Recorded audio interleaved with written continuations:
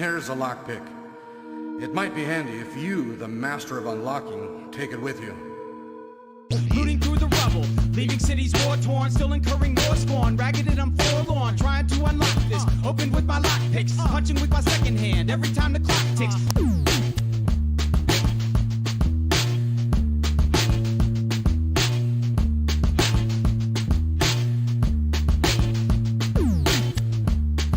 All right, there you go.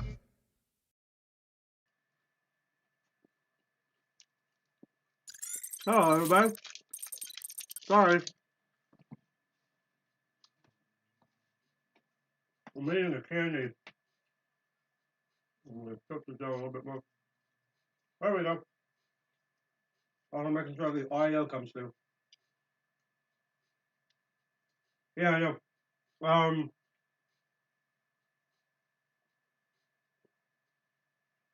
Hello, everyone out there.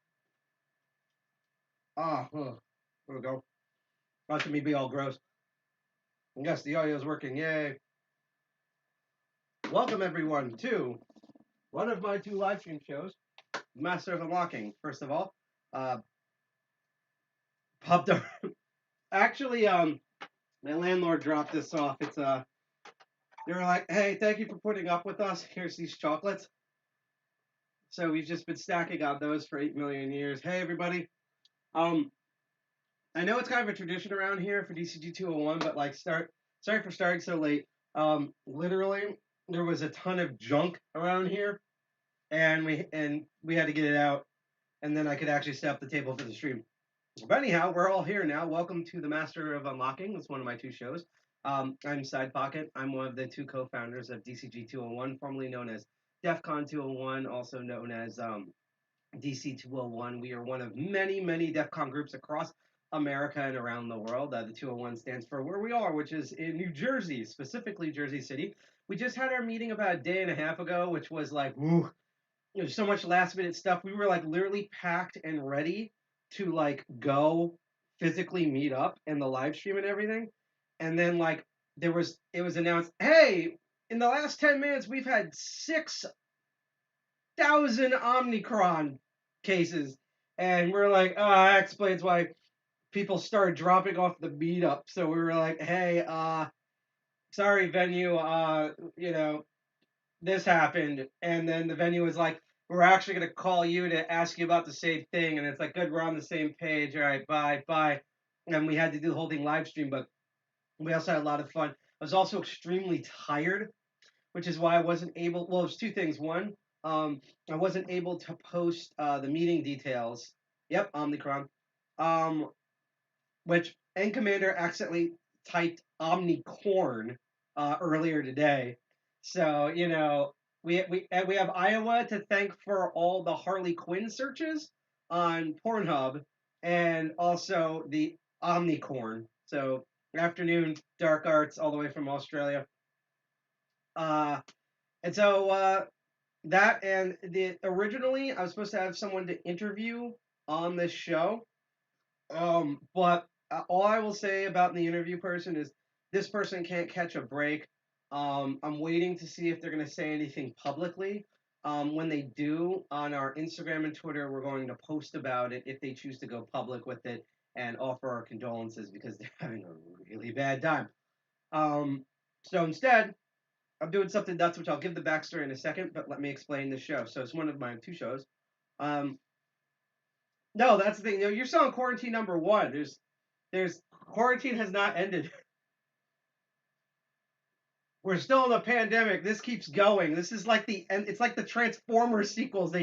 Or Fast and the Furious, they just keep happening. But let's forget about that. Let's watch my suffering for charity, shall we? So, this is the Master of Unlocking. Just want to point out there, I am not on any system ranked as a master in terms of lockpicking. I do know how to pick locks, bypass locks, repin locks, all of that, of many different types. I just chose that because, as you saw in the intro, I'm a huge Resident Evil fan, huge gaming dork, love Jill Valentine, and I just thought the name would be appropriate and hilarious. So just pointing that out there. But this is the show where we learn about locks, and unfortunately, I don't know where my clear lock is, and I don't think I have any of the, you know what? I actually have this practice security lock over here that I could probably use. Because I usually do a thing where it's like, hi, we learn about locks, and we learn about how locks work on the inside. Wrong case. We learn how, let's see if I get the right tension wrench for this. We learn how locks work as little tiny machines. We learn, oh, geez, what happened to all my tension wrenches? Ah, there we go. We learn how they are constructed.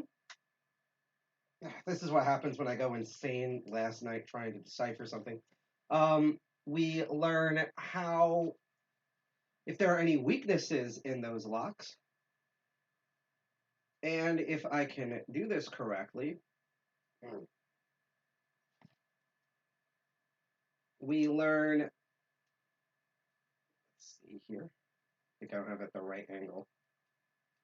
There we go. Okay, that's that.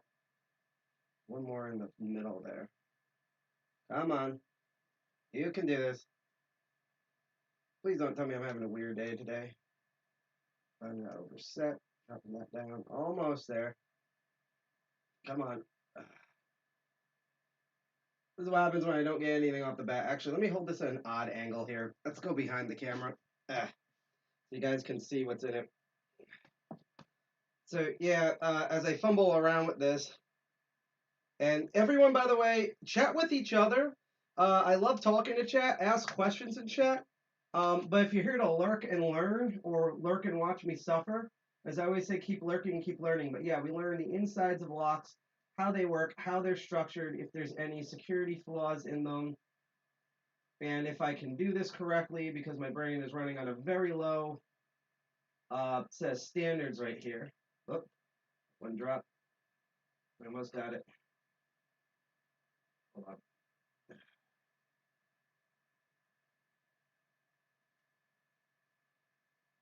I'm like not paying attention. There we go. And I just dropped it. But basically, because it's really hard to like do this while picking locks. But basically, by the way, get used to that. That's going to be the theme of this episode, me just failing at everything. But we learned what locks are, how they're constructed, any security flaws in them, and how to open them when I can actually open them. Because my normal doofus practice locks are under a pile of crap and all the way in the other room, and I feel too lazy to get it. So as we talk about the DALP here, so that's kind of the show. Now, I'm going to put this out here before we switch over to what we're seeing on the table, is that while I am a Tool member, this is not a Tool endorsed stream. This is not sponsored by Tool. That's the Open Organization of Lockpickers. But I do like to, and we'll talk about Omnicron in a moment, I do want to go over two fabulous rules that Tool does. We do this on every episode of the show because they make sense, they're important, and we don't want anyone to get in trouble and get beaten up by cops.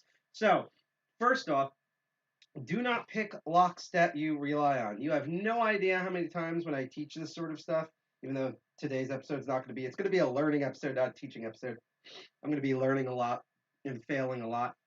How many times that I teach this stuff, and even though I say that first rule, people are like, hey, like, I really want to try this on the front, my lock on my front door. I want to try this on my lock at the gym, all that stuff.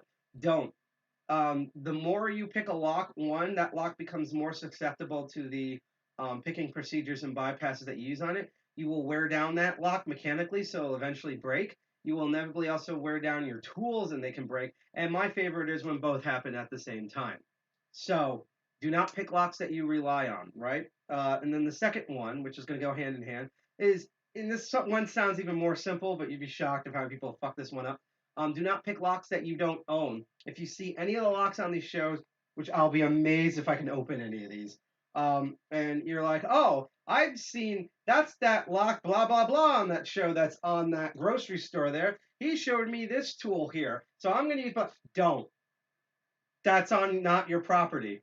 You are automatically trespassing by trying to do anything with it. And no matter how sad the lock is, there's probably a very good reason why they put a lock on that. So once again, do not pick locks that you rely on, and do not pick locks that you don't own. All the locks that you see here, including these fuckheads, are all in my toolkit designed to teach me and others how to pick locks. I don't lock anything with them, and I own all of them and allow other people to use them to learn stuff.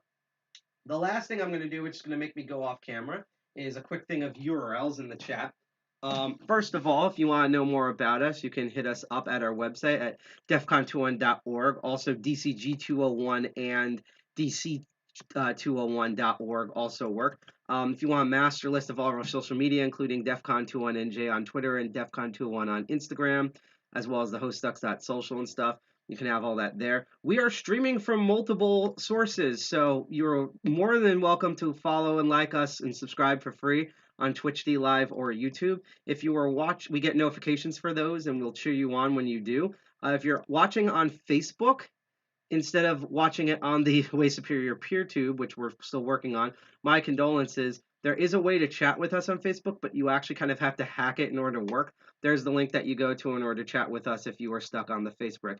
And finally, which is something I'm going to be saying all the way until the end of January next year, we are trying to raise money for the Children's Miracle Network Hospitals. This is an amazing charity group, so I am going to suffer tonight. I'm going to end commander level suffer for your own amusement, but also because we are trying to raise money for Children's Miracle Network Hospitals. They're an amazing charity organization that, with their donations, they run entirely on donations that they collect. They are spread evenly throughout multiple pediatric centers and children's hospitals across the United States and Canada, including the Children's Resource Hospital, which was 14 of them in New Jersey. And let's put it this way, it was already terrible enough in America before COVID with no health insurance and all these pediatric hospitals being understaffed, underfunded, under the thumb of bureaucracy, under-equipped. It's even worse now. So what we're trying to do, originally it was supposed to be in this year, but we had to shuffle some stuff, mainly with our guest speaker that was supposed to be at our meeting, and then crap happened. So we're moving all the way out to the end of January. And what's been amazing so far is thanks to people like Feel One Dead with his 69 nice dollars, and some of the donations we got on our meetup stream, we're actually at $308.50, meaning we're a little bit halfway across our goal for $600. Our donations are directly handled through Tiltify, which is a great third party that handles all those donations. And even if we don't reach our goal of $600 by the end of January next year, all the money that's donated, including the current $308.50, will go directly to help sick kids anyhow. So that's all that great. You can donate by, if you're on Twitch, you can scroll down. There's a little Tiltify widget you can donate to. There's also a QR code in the corner that I'm still trying to make work.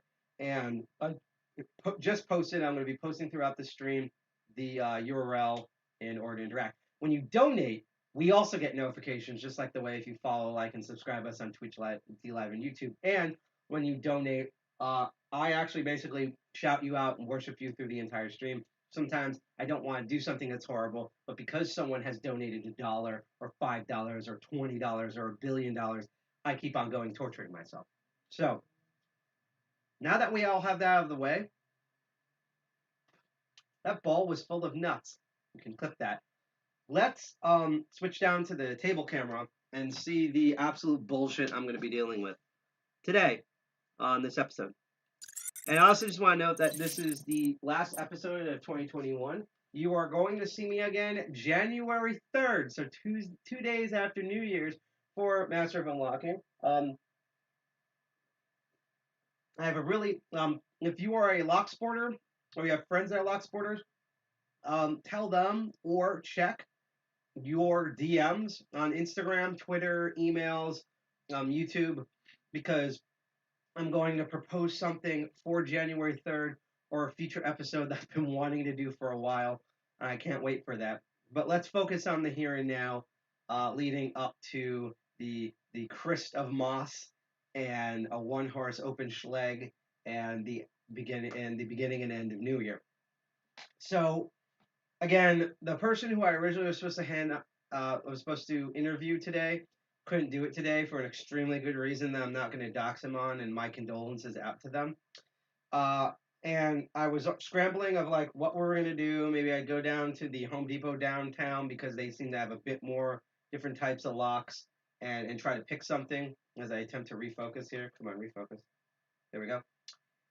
And what happened is that we were looking through stuff in the apartment, and You probably noticed, and I forgot to mention this on the last meeting, but we're going to announce this soon online. There are two co-founders of DCG 201. There it was me, Side Pocket, and then there is GI Jack. Well, GI Jack um, basically found an amazing new job that we wish him complete luck on. The problem is that he could only do that job if he moved to California. So Jack has left New Jersey. I guess yay for him. Congratulations. He left the Garden State, and we wish him good luck with California down there. I think he's like his area is I think DC like DCG 508 or something like that. But there's a bunch of DEF CON groups in the California area, and we wish him the best. So it's just me. I'm the only co-founder that's left. GI Jack will be always known as the other co-founder of this iteration of DCG 201. But when we left out, apparently Jack, as the crumpest he is, yes, he finally escaped, left behind a bunch of boxes with all sorts of locks in them. Locks that I have never got to. And last night, I tried a bunch of these, and just like the man's legacy himself, it gave me a headache for most of them, except for the ones in the boxes. The ones in the boxes I haven't tried picking yet.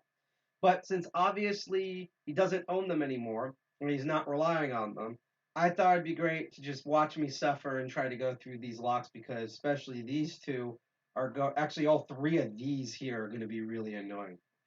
And what we're going to be using today is we're going to be using my everyday carry, which, as you saw in the previous episode when I kind of went through it, and I kind of have to like reorganize it a little bit, as I was literally like the entire kit was all over the table just trying to do some of these locks here. This is basically literally I had way crappier tools in this before, believe it or not. Like the first almost half of this entire show was my old crappy tools. So when I actually got bonus money, I went to Sparrows and I got a Nightcrawler kit with their base set. I added a Attila Tron. I think this is actually the Tron, not the Attila, but I added that hook in there. I got a new set of gnarled and different sized top of the keyway tension pry bars. I added in as a permanent thing my warded lock bypasses, which we're going to get into this bastard in a moment. And then in the back here are some specialty picks. I have a hybrid Medusa pick, some of the Sparrows Scarab strike picks, because I often deal with doorknobs. We're going to actually try it on some of these. Two 15,000 inch short hook and medium hook, as well as the monkey paw, which was new at the time. So, and I used my old case to essentially store the awesome what's called the bone pick that Kilamaru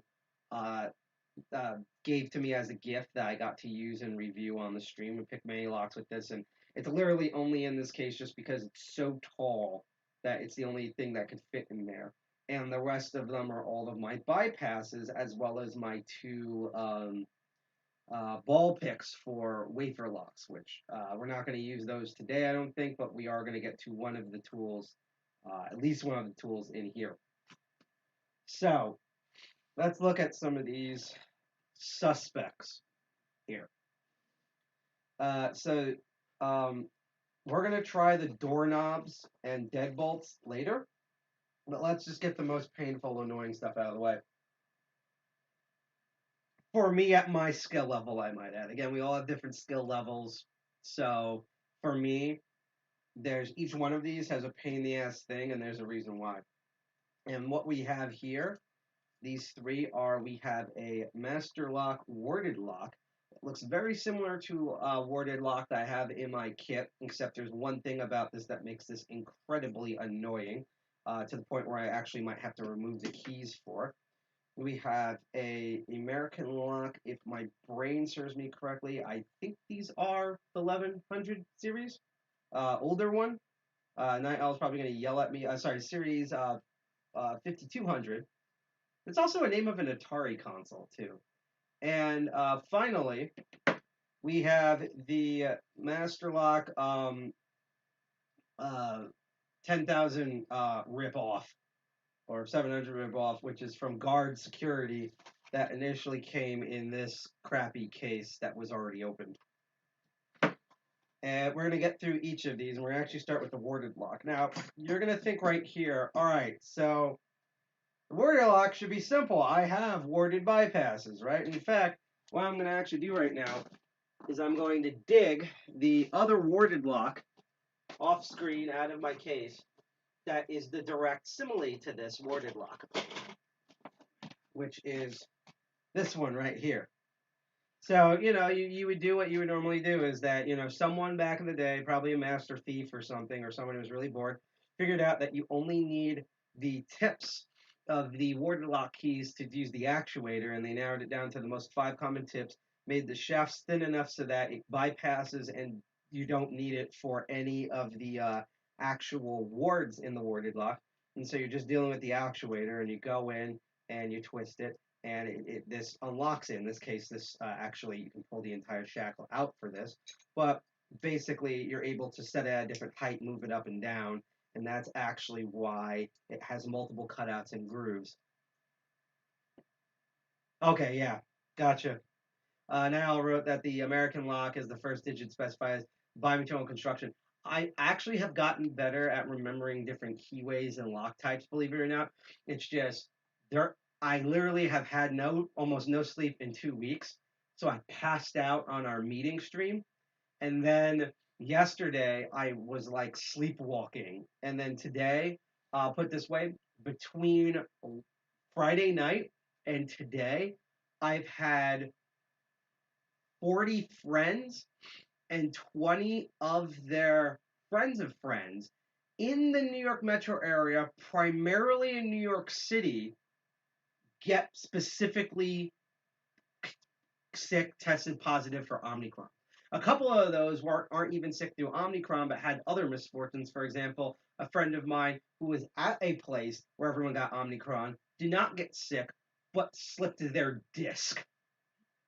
So my social media has been nuts, and one of my good friends who lives across town from me is sick, and they don't know if they have Omicron or not. Tomorrow they're going to the testing site, but I figured because I was sick with a normal cold about a week and a half ago, and this was all on sale, I got them some medicine and some chicken noodle soup and stuff, and I dropped it off down there. I also swung by Home Depot, which is why we're having a surprise lock that you're going to see me react to for the first time. But yeah, it should be easy. And I think we used, what was it? I used the short prong, the double short prong ones to engage the actuator and move it up and down. So this is the same lock. That should work. The hell that I've gone through with this one is that you're not supposed to push this all the way up. It's like, when you have a ladder and they tell you to not stand on that top step? I don't know if this was G.I. Jack's doing, but someone, probably Jack, pushed the shackle all the way into its max point. So last time when I dealt with this, and we're going to see if we can rectify this without the keys, I don't even know if this is going to work with the keys, I could not for the life of me use my warded bypasses to open the one that we found. I'm going to try this now. I might need pliers for this. I also have, which I did one of the other locks last night, I have the lock lube, even though I don't think I'll need it, but it's just something, there, just in case. And, this thing's been hell through bag. I'm going to try. Maybe I'll actually just work flawlessly this time. Let's find out. All right, so I have some tension here. And it's like, that's the problem. It's like, I turn it, and like, I can turn it either way. I can feel it's in the actuator, but I turn it, and nothing. There's nothing. I'm pushing down on this. I cannot get this to move. And I have no idea why. Like, I'm actually thinking about, which I'm going to do right now, I'm actually going to try to get the keys off the spindle and use the keys. And if it's still stuck, then, like, I legit don't know what to tell you. In short, I've had it throughout the years living with G.I. Jack. And G.I. Jack is pretty awesome, to be honest. I had great fun with him. we've helped each other on projects. You know, we lived together for many years, etc. But I did notice this thing where let me try to. I might actually use one of my top the keyway tension wrenches for this. Where every time, unless it was Arch Linux, that every time I gave Jack, like Jack would give something to me, like a cell phone he didn't need or a laptop he didn't need or something, that almost everything he owns is impossible and ass hard to deal with. And this one is no exception. You can feel that you are in the axe where you need wider keys. Yeah, no, that's why, against my better judgment here, I am actually going to attempt to. And if I can't get it off the key ring, I'm going to get, if I can't get the key ring off the lock, I'm going to get one of the keys off the lock, off the key ring instead, which I think I'm actually going to do now. And I'm actually going to try the keys themselves. And if that doesn't work, maybe I'll spray some lube on it and we'll come back to it later. I honestly have no idea. But all I know is that my actual warded bypasses are just not working. And I don't think, I mean, it could be the construction, but again, you're not supposed to shove this thing all the way up there. And also, maybe it's rusted too. I am not sure. Let's try this. All right. So, okay. So it moved. All right. So here's what happened here, because now I can recreate this. By putting it on the top rung, because of the, and this is, I don't think, a Sparrow's thing, because I've used other warded bypasses from other companies. So what it is that I put this in, and it's just, it does not, yeah, it just does not have enough. There we go. I got down one rung. There was just, it was so high up, and now I think I could do the rest of the notches. I think. Let me actually just drop this down to its cousin where it's just one short bump just to see. No, it doesn't hit. It's literally that one. So I think it was shoved up so high that it was really hard to torque this for it to open. But there's another odd thing about this where I don't know what's going on with the construction of this. Maybe it's like a different year, or maybe it was just used for like way too long. But there's just something about the way this is constructed where, like, if I use that warded lock, it's fine, but when I use the key, and I do notice that when I use the key, it's like, again, you said the keys aren't wide enough. I feel like the key is thick enough that it actually turns this thing. I'm actually putting on its, like, lowest rung now. I'm going to see if that works. Because also, again, Jack probably actually used these, so I would not be surprised if these are just shit to hell and back because they were actually in use. What I'm actually going to do, just as an experiment, is I am actually going to spray some lock lube in it. And while I don't think that's going to be like a huge improvement, as it leaks everywhere, I just want to see if, like, maybe everything's gummed up inside as well. And I want to see if that will change anything. Now, give me one moment because I'm going to get some napkins. I'm also probably going to end up walking off the screen a couple of times and using napkins in very gross ways. Just as a warning, let me turn that other light down. There we go. So at least now we solved that mystery. See, I just did it on stream. Actually, I am going to blow my nose off stream, so apologize for this grossness.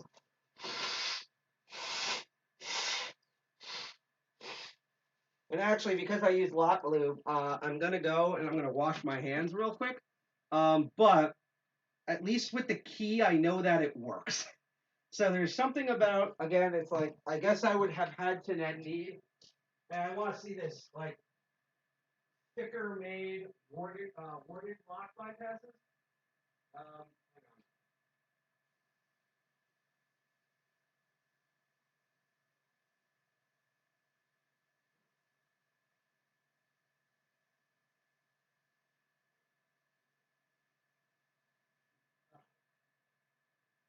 Sorry, taking a wash break here.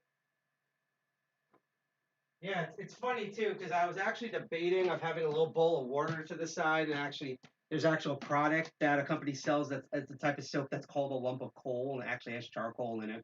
Just thought that'd be funny. But no, so the keys do work for this Warden Master Lock.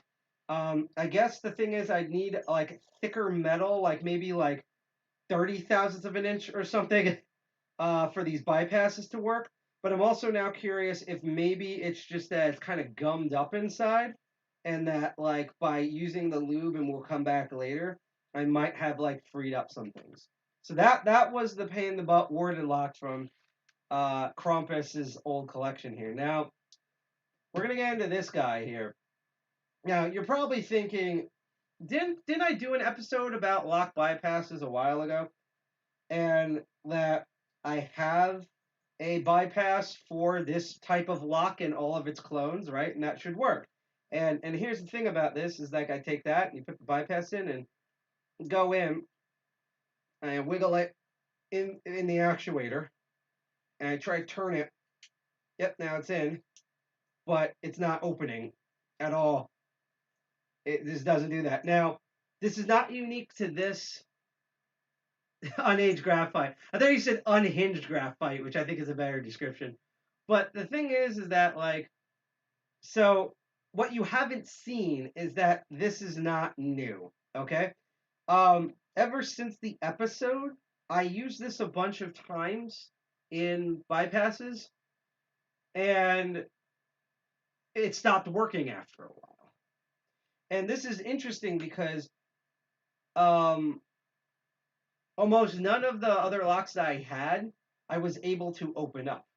But with this one, and I'm going to demonstrate this to you all, we're going to actually take this apart and I'm going to show you, because I thought, okay, like all my other locks have the little disc plugs on them so that I can't actually use the bypass exploit. So we're going to go in. I'm going to find the screwdriver here. This one should work just fine. And we're going to check to see if that, I already know the answer for this. This is just for everyone's amusement. There's just a simple screw way down in there. And we're just going to unscrew this, which will take out this bolt. And we'll be able to take it apart. Righty-tighty, lefty-loosey. Yeah, that would be a great, like, burlesque name.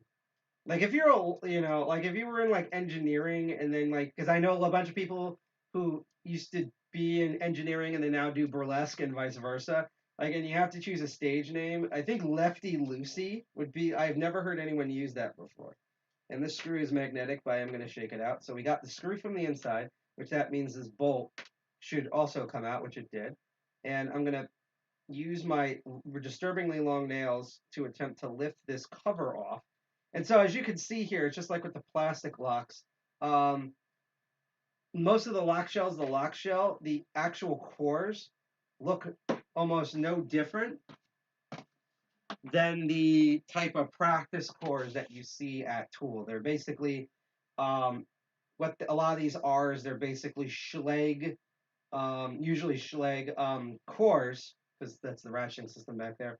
And then if this went into a doorknob or a lock body, that's what it looks like. So all locks, I tell people this because people think these are designed just for like practice, but these are actually what the actual cores look like if you can remove them from locks. So if you have a repinnable lock, or recorable lock, I should say, able to do that. Now, I'm not gonna pop off the C-clip and stuff and disassemble this here, but what we are gonna do is you can look inside here.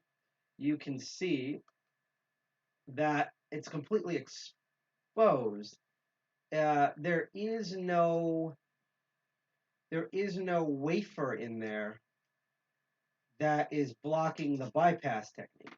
So what I realized, unfortunately, is that I literally, probably due to my own stupidity, bent my American bypass tool out of shape. Now, I am not an expert enough, and this is probably where Night Owl is going to start lecturing me, on how I could use like a pair of pliers or something and try to bend it back. I'm not going to do it on the stream, but I have thought of taking some like needle nose pliers and comparing images of the American lock bypass and see where it might be bent and then restraightening it. To be perfectly honest, I'm probably just going to buy a new one. I don't know if I'm going to buy one from Sparrows again or if I'm going to buy one from another company, but I'm thinking I'm just going to buy another one of these again. So, yeah, basically, because it doesn't work on all my other ones that have no shielding on them. Unfortunately, this bypass is now useless. I was probably twerking things too hard and stuff like it. Twerking. Twisting things too hard. Oh boy, that's where my mind is at. So, yeah, basically, put back together, everything works. So that means I have to pick this open.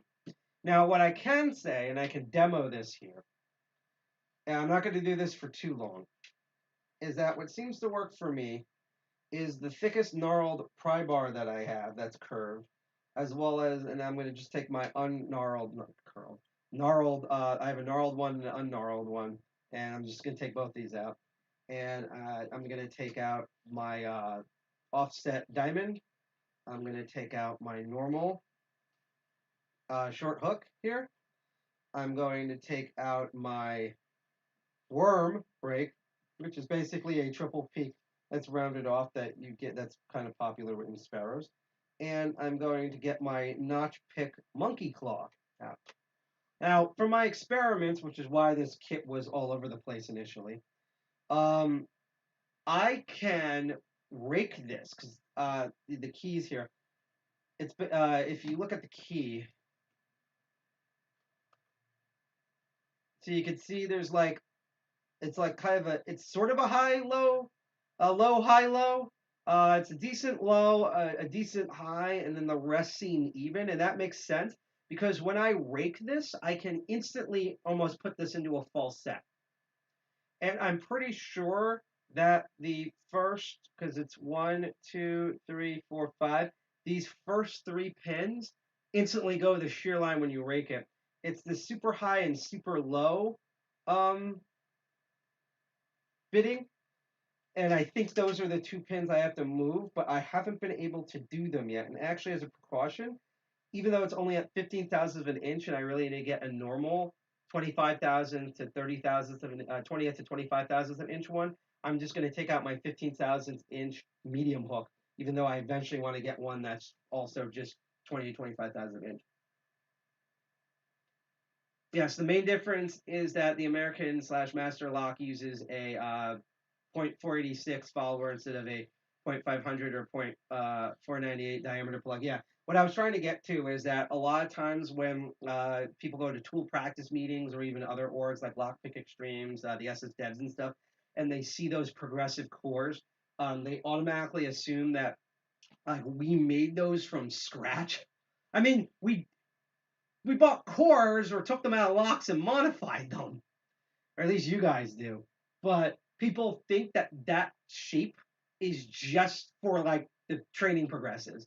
And they don't realize what essentially when you make progressive locks, unless you're Sparrows to some degree, is that you just take cores out of other locks, you order other cores, and you pin them up. That core is what teammate correction 0.386 versus 0.498.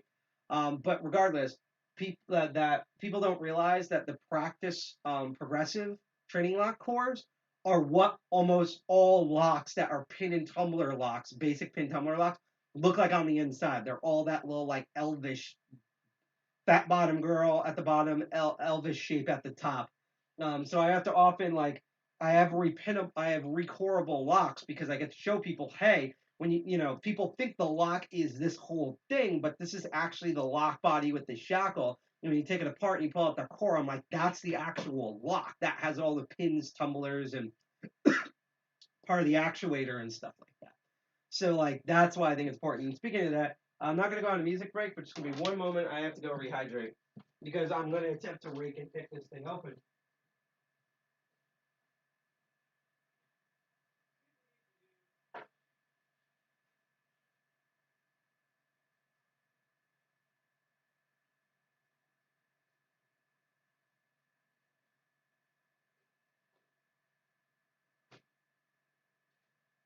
So,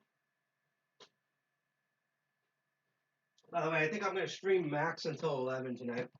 Partly because I have work tomorrow, but also because I don't think this is going to be a very long episode. I'm glad that you're all here, by the way. I'm especially glad of the active chat, and thank you also, Night Owl, for filling our brains with all the history that I stupidly keep forgetting.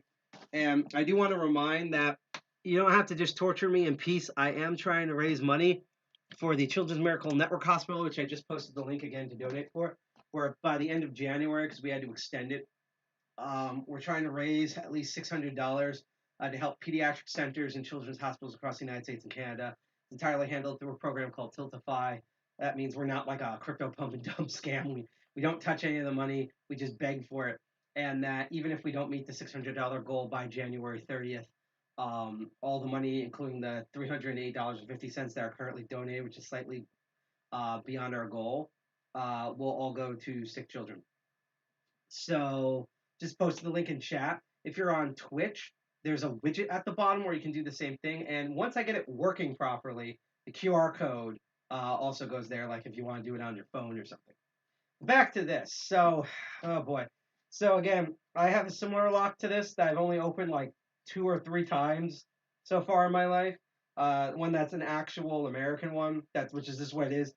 This is essentially a clone of that type of American lock. And one of my problems, besides just trying to get used to the tension and what tension, is that I don't have a vise yet. I'm going to attempt to try to get a vise in the future. And also the sheer fact that this thing is a giant chonker, so it's heavy as fuck. And what I'm actually going to do is I'm actually going to try an experiment here, if everyone doesn't mind. So here's the experiment, is that we don't really have a chair that's exactly as high as the desk. So what I'm going to end up doing here is, and again, I was running around today, so now I'm trying to do this in advance. I think one of the other chairs is in here, possibly. You know what? Here might be a better idea here. Let's try this. Because my body, I'm 34 heading towards 35, and my body is telling me to sit the fuck down before I throw down. Yeah, it's the clone of the American 700 series.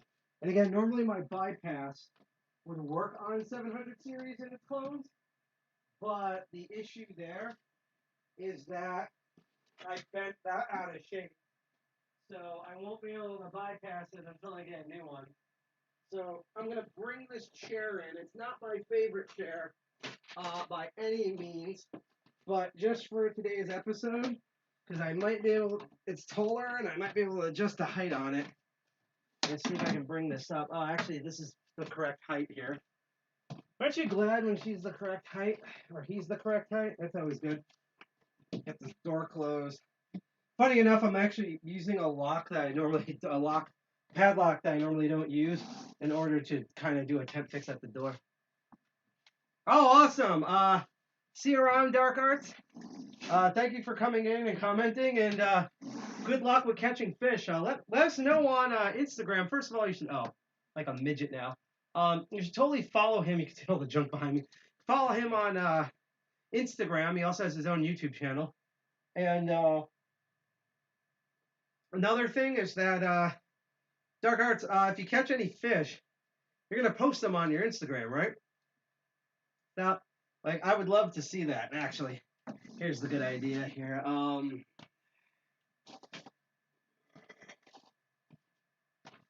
have a cushion. All right, yeah, that's mostly better. That is an improvement. All right, so we're gonna try this. So I'm gonna actually try to do a combination. I'm gonna attempt to rake it first to put it in its full set. We'd use the top keyway tension here. I'm gonna do the super. Oh, just fuck that. Super light tension here. Sorry, now good sign. I'm gonna take the worm rake. Now, sometimes if my hand's too tired from holding this, I will actually do this European style and hold this upside down, which I might end up doing later because I didn't realize my hands were gonna be this tired. So I'm gonna do light tension at the top because I know with security pins, don't really need to do much tension on it. And already, I believe it's actually its false set. I'm actually going to repeat that again. So I heard the 3 clicks. Let's do that again. Yep, and it's already in its false set. So hopefully while holding that same tension, I'm going to actually go with the monkey paw. And I think I'm going to go from the front to the back this time. And I'm going to see if any of these are binding here. Also trying to get around this warding here. Okay, so I think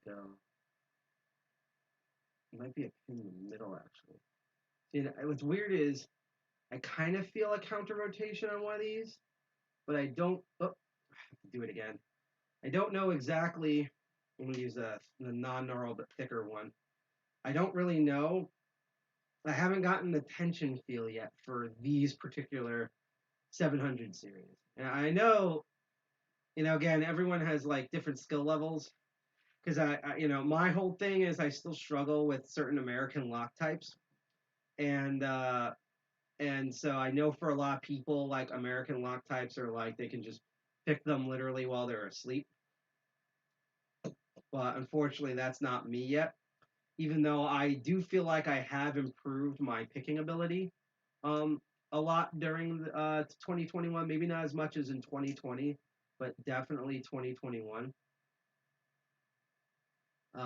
So my goal for 2022 is I want to be it so that the American 700 and 1100 series are boring me like that.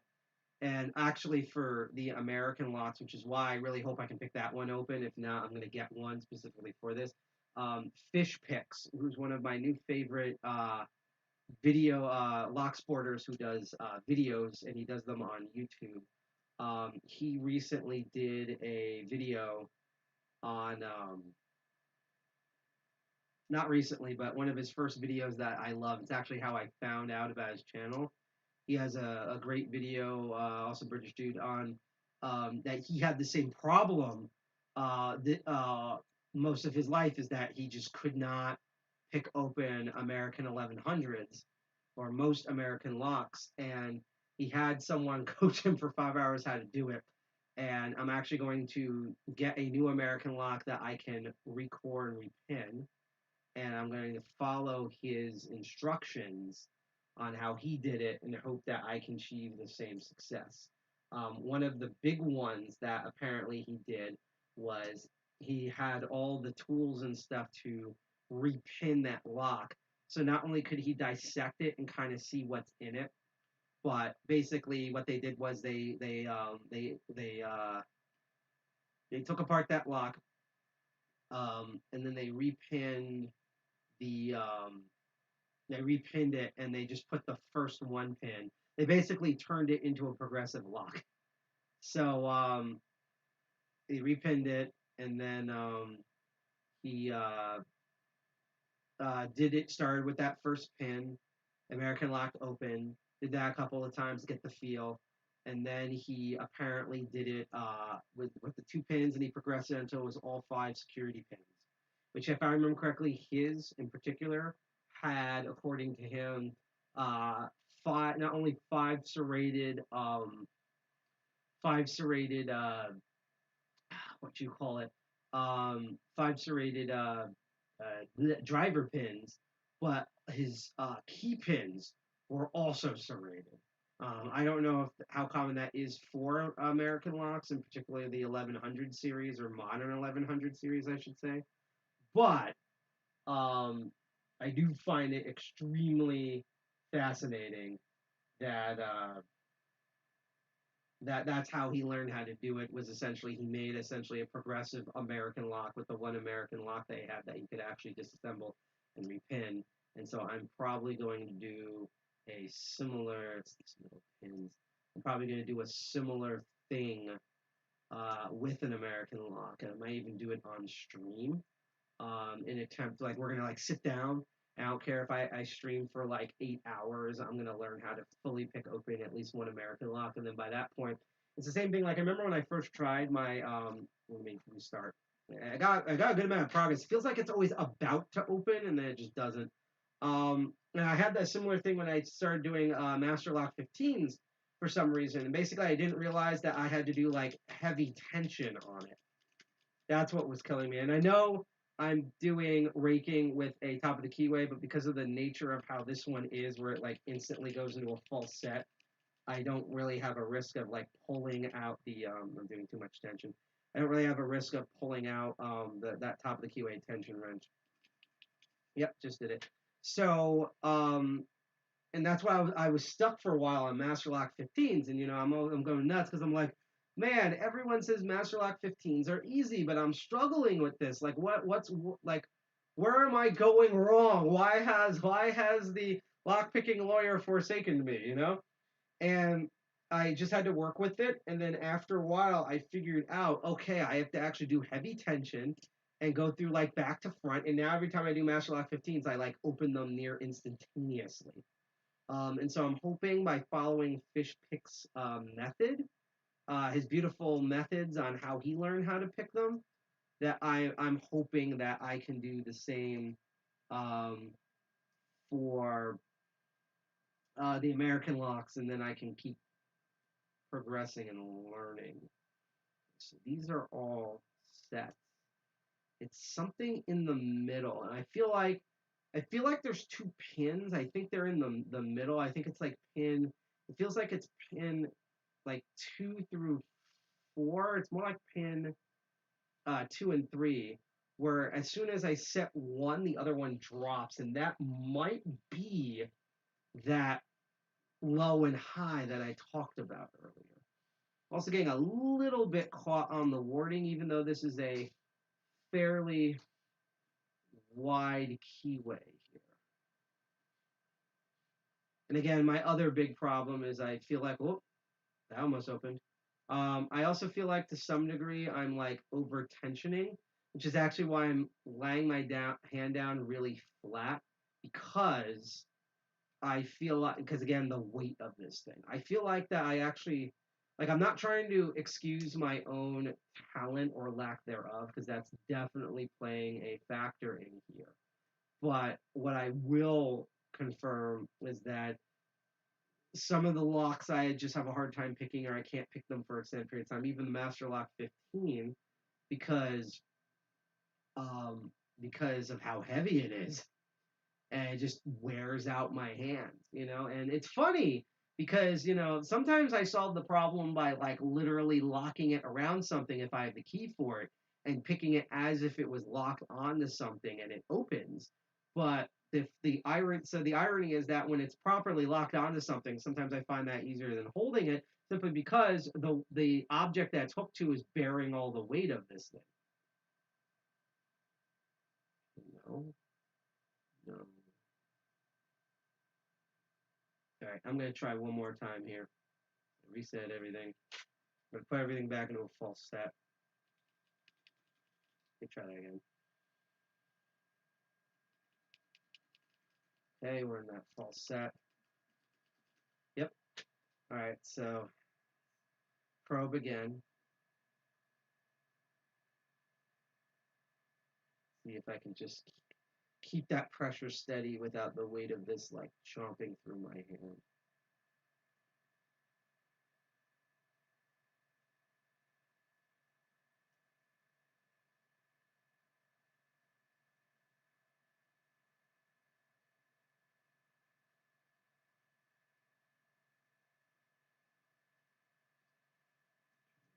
First pin again. Yeah, I'm still getting used to with top of the keyway tension wrenches that first pin. Oh boy, that first pin. That first pin kind of like kills you. Like you have no idea how many times at the top of the keyway that I often have have all the previous pins line up, and I try that first pin, and either from reaching it around it, I either dislodge the top of the keyway tension wrench, and or what do you call it, the other pins behind it drops. So like even though I'm still a lot more used to the pry bar top of the keyway tension wrenches, especially now that I have the gnarled set, because the gnarling, they're gnarly, but they not only help with my grip, but because I now have a proper set that have different thicknesses, it's become easier for me to deal with them.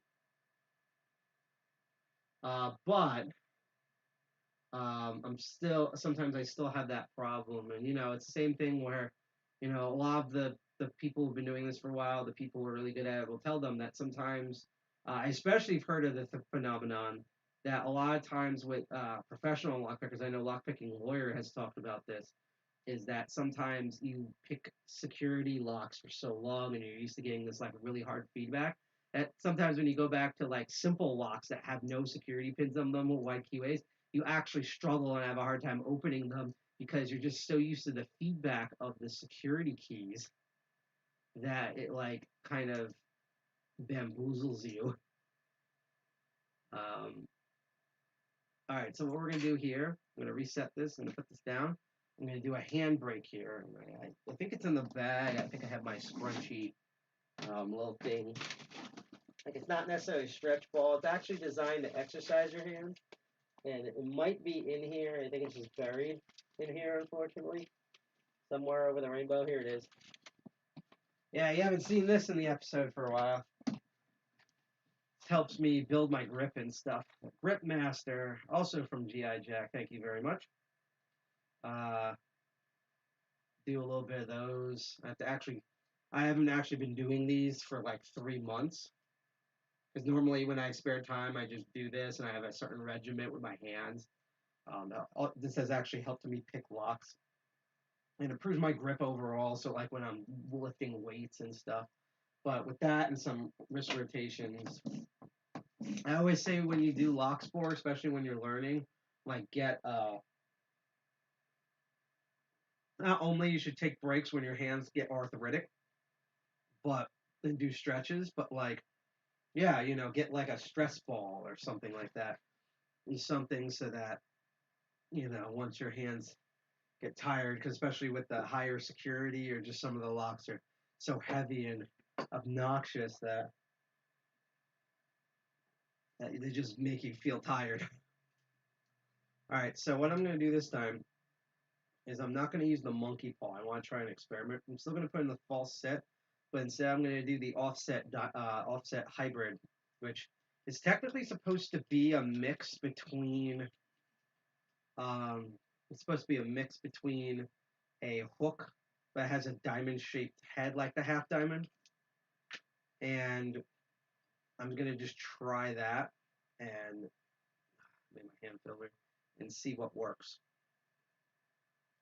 Because sometimes I've had that happen too, where sometimes I literally will be picking with like my normal short hook, and I won't get anywhere, and like I will legit like take a break and go use another tool, and I'll open it near instantly. We actually had that happen on our last stream with the Master Lock Pro that I had, where I was single pin picking it, and it took me a while, but I was able to pick it open like 2 or 3 times, and then shockingly enough, I used a different rake than what I normally use to rake them open because I thought it was originally like nearly impossible to rake open, and it actually just opened every single time.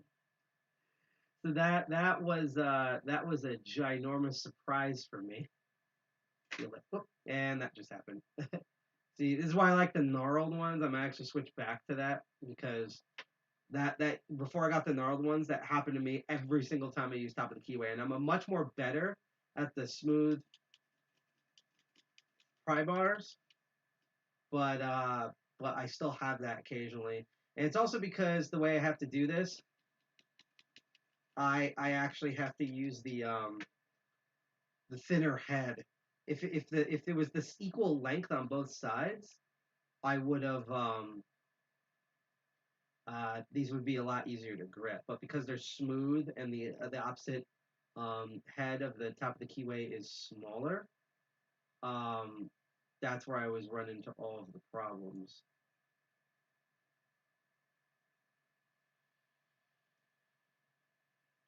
And you know, when you do this type of stuff and you're experimenting, like try different things. Try if you've been going front to back multiple times and it's not working, try going back to front, you know.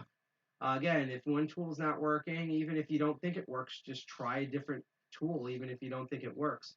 You might be surprised, as I often did, of what works and what doesn't. And also note that what you really try to do, and it's actually the hardest part of learning lockpicking, is what you're trying to do is you're trying to learn like the techniques on how to did it again, how to pick the lock. Actually, let me go back to the gnarled one. You're actually learning like the techniques on how to pick the lock. That's what your goal is.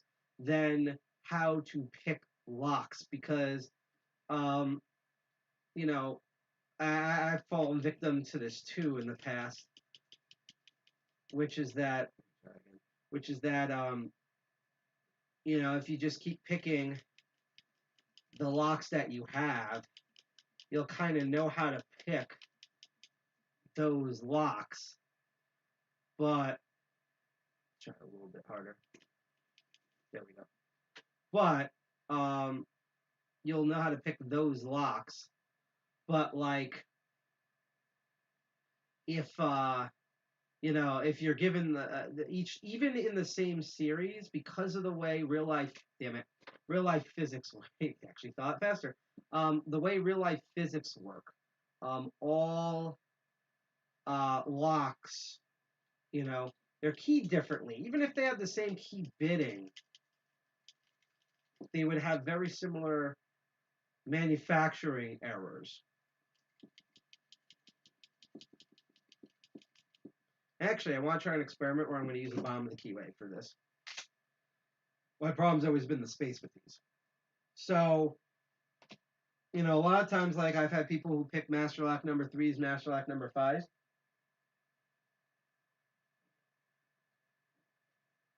And they're good at them, or as they say, and then I give them my master lock number 3s and number 5s, and they struggle with them, and they're like, kind of like, hey, are you joking on me? Are you giving me a like are these like trick ones? Like, did you modify these? And I'm like, nope.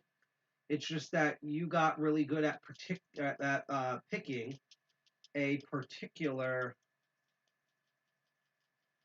Hold on a second. You got really good at picking a particular type. Your master lock number 3s what you're bidding. You didn't learn how to pick master lock number 3s in general. I think this is the one that works. That's the bottom of the keyway. So I need one that's relatively thick. And this is the one where I'm going to like do this Euro style upside down and hope for the best. All right, so it's false set. Go back to the monkey paw. So like that's why like my goal, and for me, if I'm trying to be like a good teacher, like my goal is always that I want to teach people like the technique of how to pick that series of lock, not how to pick that one master lock and only that one master lock that you bought that's keyed that exact way. I think I found it. Just want to make sure. Okay, so go around the warning. Stuck on something.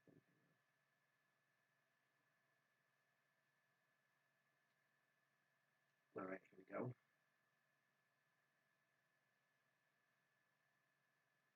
Feel the counter rotation in these two.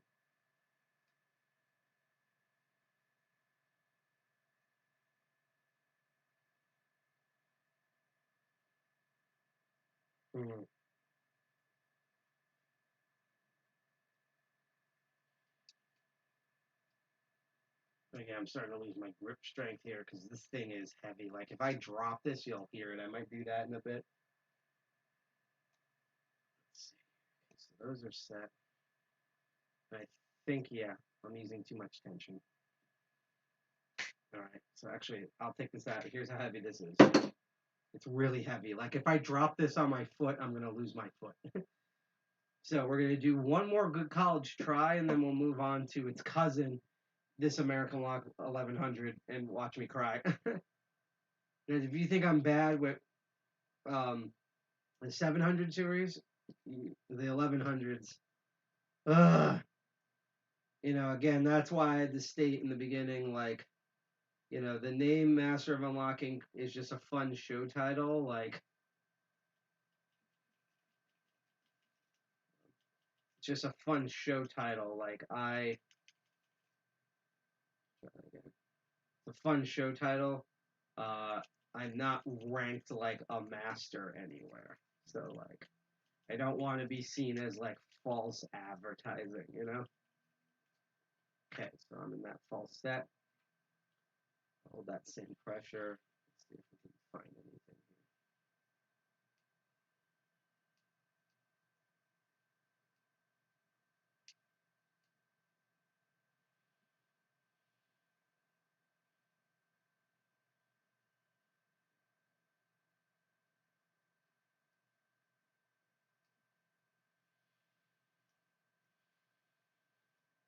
here. I also really hope this doesn't snake. Because nothing's worse than when you have a lock that slightly has an S curve, but what you call it, but it, like, is a wide keyway. Because what will often happen there is that as you turn, it will actually go around the snake. It will actually loop around the curve.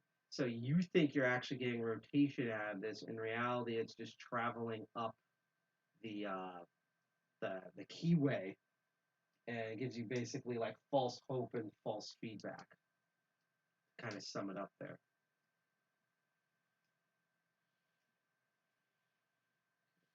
Back on these guys. My hands are really hurting right now, so I'm definitely going to take a break after this. Yeah, I'm done. Yeah, basically, this is a big pain in the butt. Normally, I would just freaking bypass this, and I can actually get the bypass in, and I can actually wiggle it into the actuator like I'm supposed to. But the problem is that even though this is unshielded, and I can do that, once I'm in, and my hands are so tired I can't even wiggle it in. Basically, I have somehow bent this one out of shape. I am going to try not on stream, but later on I'm going to try to take a little, like, needle nose plier or something. I hope we have one around the place. And compare it to other of these. I think it's actually probably bent a bit more upwards, and see if I can realign it and maybe it'll work again. But even if I could get this one to work again, I think I'm just going to buy another one from Sparrows or Peterson or someone. So yeah, I'm just going to take a little handbrake here, and in fact, I'm going to use this brake to do probably my last hydration, and we're going to deal with this American lock, and then we're going to deal with these doorknobs and deadbolts that I haven't been able to look at, but we did find in Santa's naughty list. Maybe they're easy. Maybe they're really easy.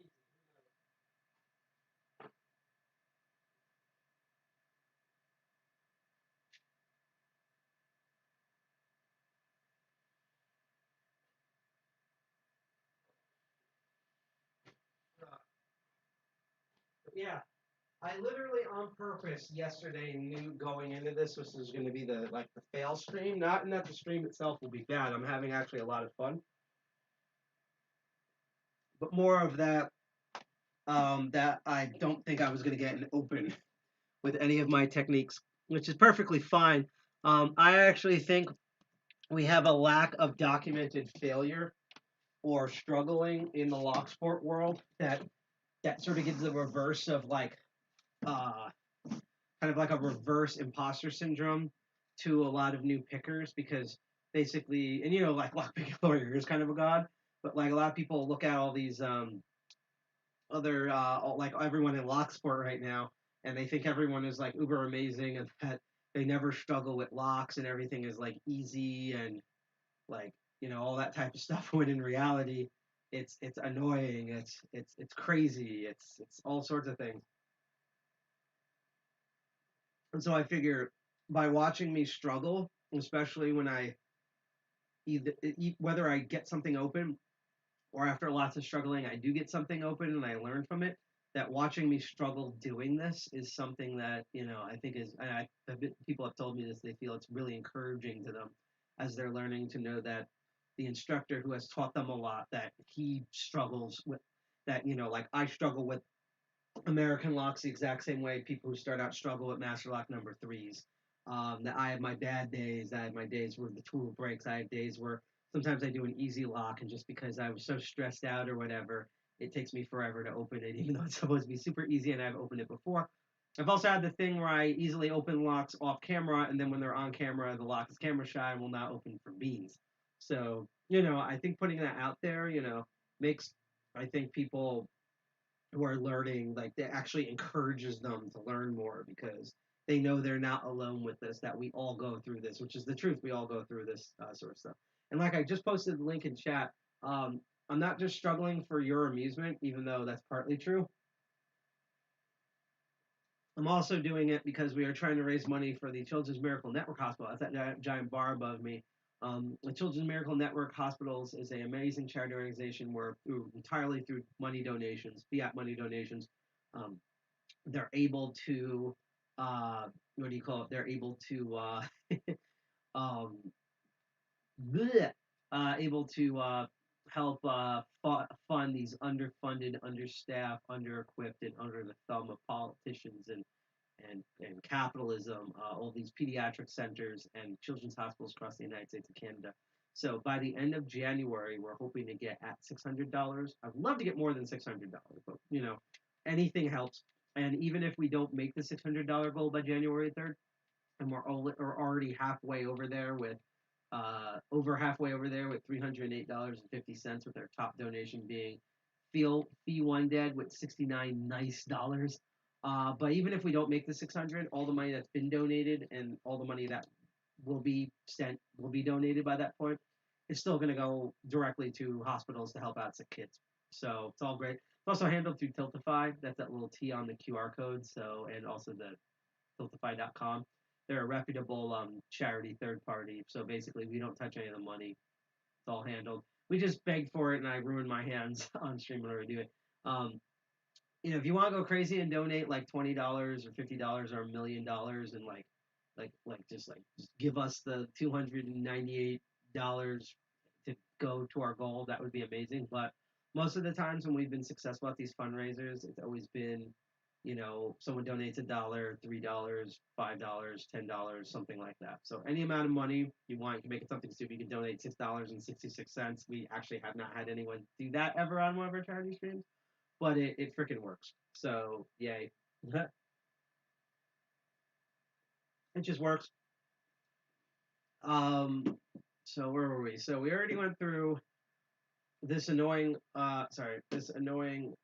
brother of a master lock that just I'm going to revisit at the end, see if maybe the lube helped. And we have this clone of an American 1100, which I can easily put into a false set. I have a hard time picking open. The really sad part is that I have a bypass for this. These guard variants, these clones from guard security are unshielded, and this one is too. But I got confirmed by taking apart and trying this one that my bypass is bent out of shape. I'm going to try to bend it in shape after the stream, but I'm just probably going to get like 2 new one of these, so that way I have a spare and stuff like that. Also, I really need one for like 1 or 2 for the public to use and 1 for my personal use. So, which is why I think my mentor Night Owl has said in the past that I think when he gets bypasses, he orders like 5 of them. Like he's like, fuck it, breaks the bank and buys 5 of them. Because he inevitably wears them out, so he like constantly always has spares. So, that's what I'm not maybe to that extreme. I'm gonna do something similar to that in the future. But what we have here is American Lock. It's the Series 5200, and that is important because these are designed for the 79,000s. Although this is making me curious about something because this should not work. This should not work. And I'm probably going to end up breaking it just by using it. But in here somewhere, I think it's in this bin, I do have an Avis bypass driver floating around here. Because this is the Avis lock. that I got in beautiful orange. And unfortunately, I think they changed something with that particular model because you can't get the exact model that works on anymore. So the bypass doesn't work for that, but I still keep it in here. It's floating around here somewhere. Actually, it might be in the other bin.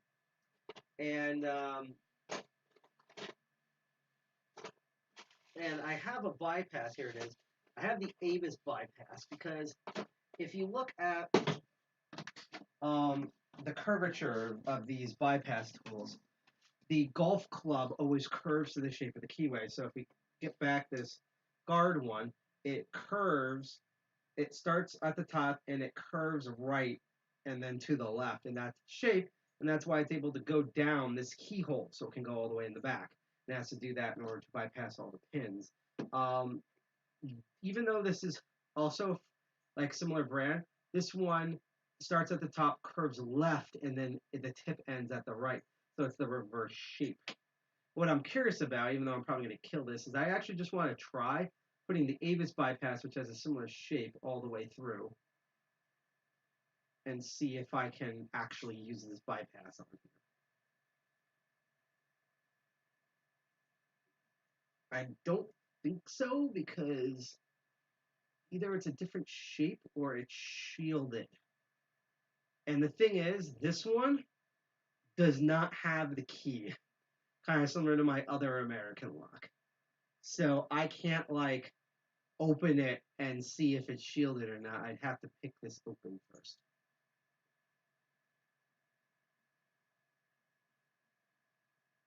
So yeah, while it does beautifully fit in this keyway, it's not opening for beams.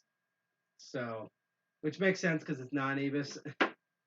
Like I can fit it in the Avis. This has a similar shape, even though it's a way tighter shape. Again, one of these days I'm gonna have to like go on to eBay and get like a vintage one of these 7440, the one that's not this one, and see if it works. Or maybe I just need to get yet another bypass. Who knows? Maybe they were both bent out of shape for some reason.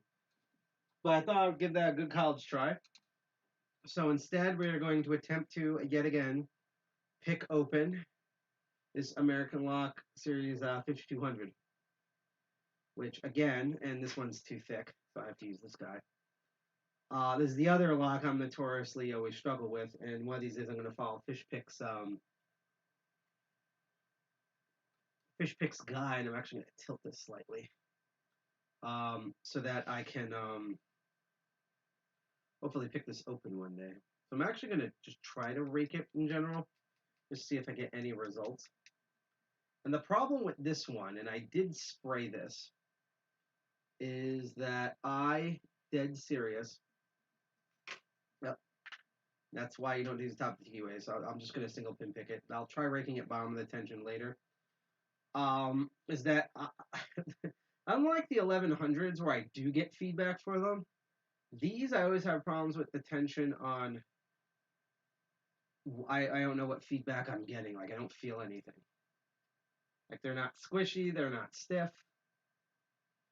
Like I literally just don't know.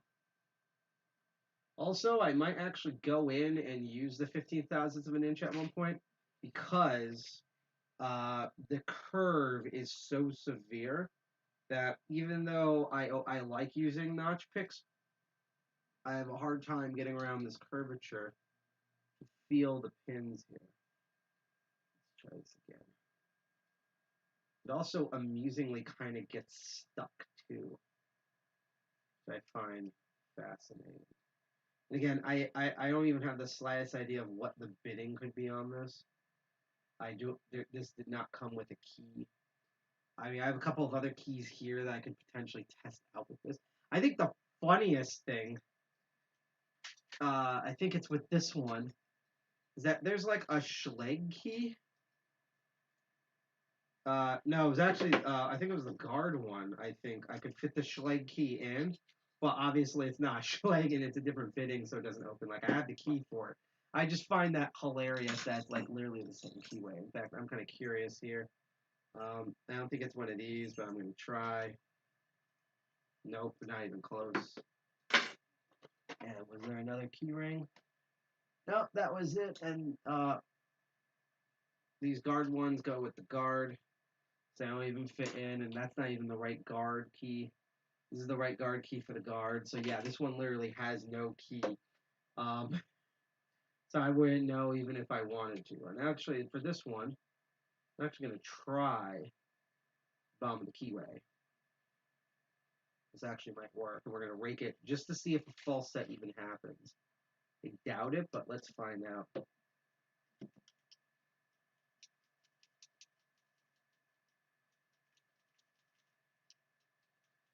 And to be honest, the keyway is kind of so tiny. Hang on, let me try that again. I want to see if anything even clicks. Because earlier I did lock lube this. Because that's the thing, is I don't even know if the pins are working in this. I think something is clicking.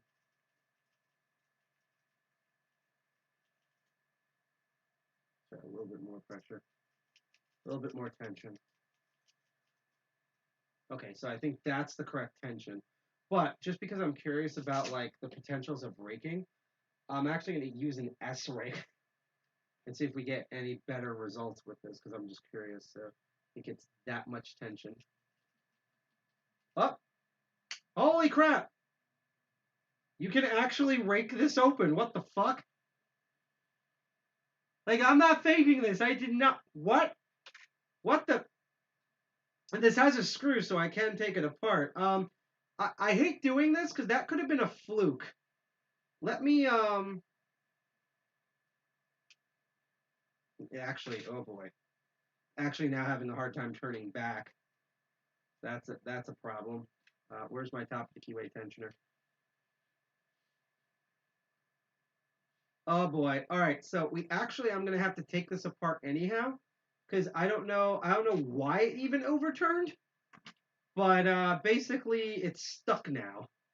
So I'm gonna have to take this apart anyhow. But wow, I have never raked an American lock open. I thought that was literally, I mean, this is an older one, so maybe that's why, but like the one that I have, you literally cannot rake it open. So I don't know if that was a fluke or what. Need a little bit more here in terms of me unscrewing. Actually, let me push down on the retaining pin so I can do that. All right, so it's magnetic. Pop this guy off. Let's find out why it's stuck. Because it is stuck in here. All right. We got that. It's like 90 degrees. And let me look. Okay, so I don't think there's a wafer here. It looks like there's a different, like, actuator method.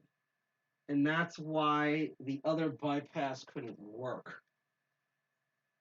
Yeah, because even if it curves through, like it did with this, it can't really, it's too tight. It can't, it's all the way to the right side, so it's just hitting the wall. Maybe if I angled it left, it will actually fit.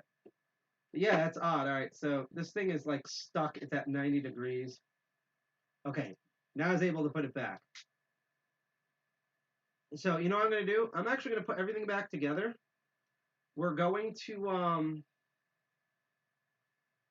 I'm going to try the alternative bypass method first. Okay, so that's not in. Maybe I have to actually lock it first. Or not. Okay, so it actually, interesting. So it does not lock, I guess, until the lock's properly put in. That's bizarre, unless something fell out that I didn't see. But yeah, we just raked that open. That's pretty nuts, to be perfectly honest. Now I'm trying to figure out, why is it not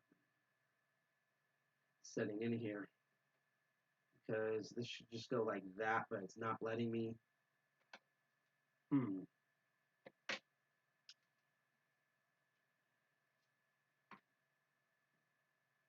The ball bearing is here. Normally, you should be able to push this back in and it locks. So, I wonder what's going on with this guy. That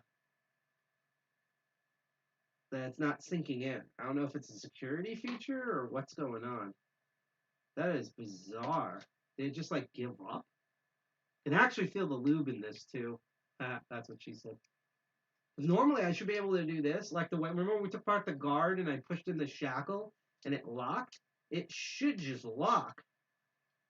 But it's not. Maybe I'm just going to put this in the shackle. We're going to put it in, see if it does anything. Yeah, it doesn't affect anything. So why isn't this sinking in? This is so weird.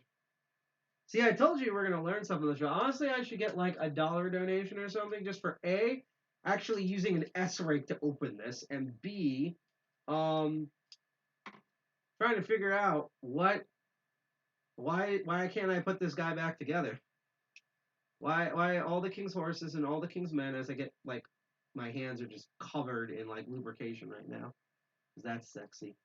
Cannot put this back together, and I just want to try out here.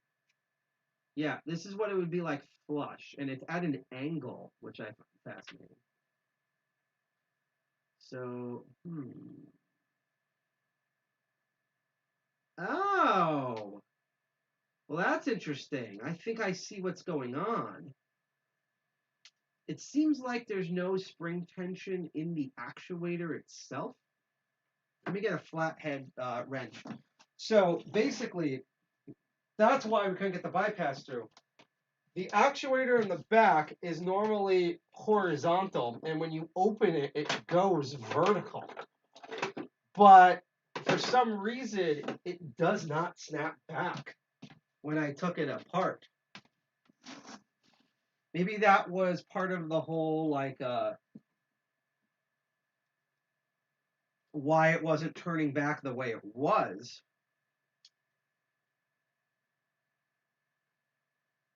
Yeah, I think that's what's going on here, is that this part should turn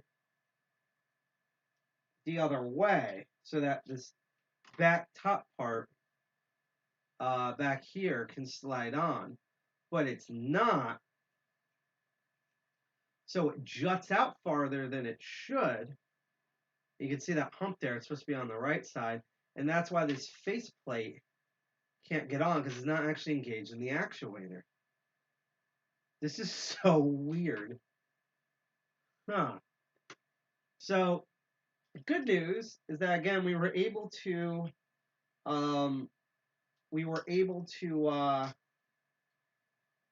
S-rake this open. The bad news is that unless I post on our lockpicking on what the fuck just happened, and oh, here we go. Okay, all right, made a discovery here. This is interesting. All right, so remember how I had it open with the shackle, and it wasn't. All right, let me actually zoom in a bit.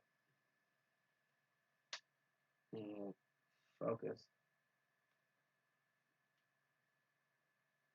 Okay, so remember how I was taking the flathead screwdriver, trying to move this actuator back here, and it just wasn't turning? Well, when I pushed the shackle all the way in, I guess this loosened something, because now I'm able to turn it. And it's actually locked back in now. So now with that locked back in, it's now horizontal again, so I can slide this guy. And I should be able to slide it, all the way back, angle it, and now this faceplate should just go on. Yep, there we go. Put the retaining pin back. Oh, this is bizarre. Okay. I see what's going on here. Oh, this is funny. So, I guess they expect you to have the key for this. Because the only way I can put this back together again is it has to be unlocked with this thing in it. So, I'm going to S-rake this again and see if it opens. But I'm going to have to do like some hand juggling. Let's zoom back out. Because I basically now have to S-rake this open again, hoping it wasn't a crapshoot. While holding the top pin so this whole thing doesn't fly out. We're going to be doing a lot of hand juggling here. This is going to be, I don't even know exactly how to hold this. Maybe like this. This is going to be amusing. Let me put these screwdrivers behind me. S-raked it before. I should be able to S-rake it again.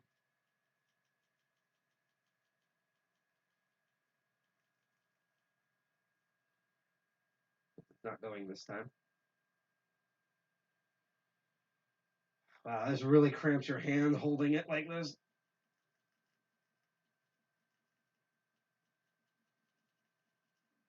Wonder if a double peak would work better? I don't know. Can't even hear any pins properly connecting.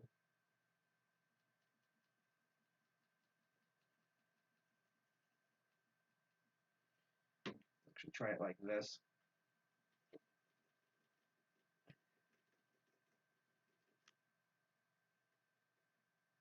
This is such a weird, this is like the weirdest American lock I've ever seen.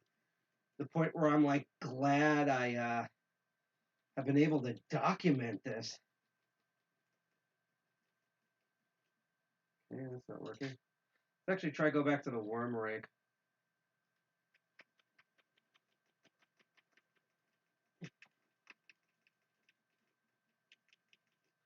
Now I'm worried that me S-raking this was an absolute fluke. I'm actually gonna hold this at the edge of the table here just for stability reasons.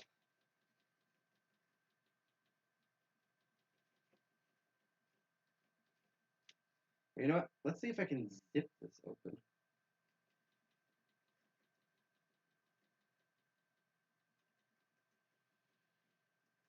I feel something's happening. See, my also thinking is maybe this is so precise that it needs to be at like the exact right angle or something for this to work. And that's why we're not getting anywhere. So you know what I'm going to do? I'm going to let this whole thing go out again. And we're going to see if I can get this a bit more horizontal here. Let me go back to my flathead. And get this a bit more like directly horizontal. I think that's as good as that's going to get. Put this back in. Tilt it. Put that in. No, and I don't need to. So it's actually a good thing you're bringing up here. What I'm doing is I'm practicing lockpicking. And one of the things that we constantly get in the community is like, you know, hey, like, what would you ever use this for besides doing malicious behavior like robbing people and stuff? And believe it or not, very few people learn this to do legitimate crime. You're actually kind of stupid if you want to do it that way, to be honest. What is more likely to happen is I'll give you a couple of reasons why people might want to learn this. First of all, it's fun, despite me being frustrated right now. Second of all, is it develops your hands better. It's a cool hobby. It's a great way to test how good your locks are in your home. Like we found out when I moved in here, that we have like 4 doors with, let's see, 4 doors with locks on them, and 3 of the locks were broken. The landlord didn't have the keys for them, and we couldn't even get a new key if we wanted because they were basically broken. So we had to replace those locks. Another thing is you can test like lock security. This is also stuff you have to learn. That's good to learn. I don't know if you have to learn this, but it's good to learn if you are a locksmith, especially if you're getting your license or your license. A lot of lock, what do you call it? Locksmiths often have a bottom of the keyway or top of the keyway tension wrench, their favorite rake, and a short hook, and that's it. There's also competitions that you do. You often see a lot of this. I'm going to just try a double peek just to see if there's any difference. So I might have just borked this entire lock. Like I do sometimes. But another thing about this is that you often find a lot of lockpicking and locksport stuff back when we could meet in person, when it wasn't the Omicron and pandemic and stuff. You would often find these at a lot of hacker and security conventions. So like if you went to DEF CON, Tool is there. If you go to like the Diane Initiative, Lockpick Extreme, which is another company I love, is there. If you're at Black Hat, the core group is usually there doing this. Usually if you go to any major hacker con, you see this. And I'll answer your question in a moment. And the thing is that the reason why is because, to be honest, there's a lot of overlap between physical security and digital security. And you often, what do you call it?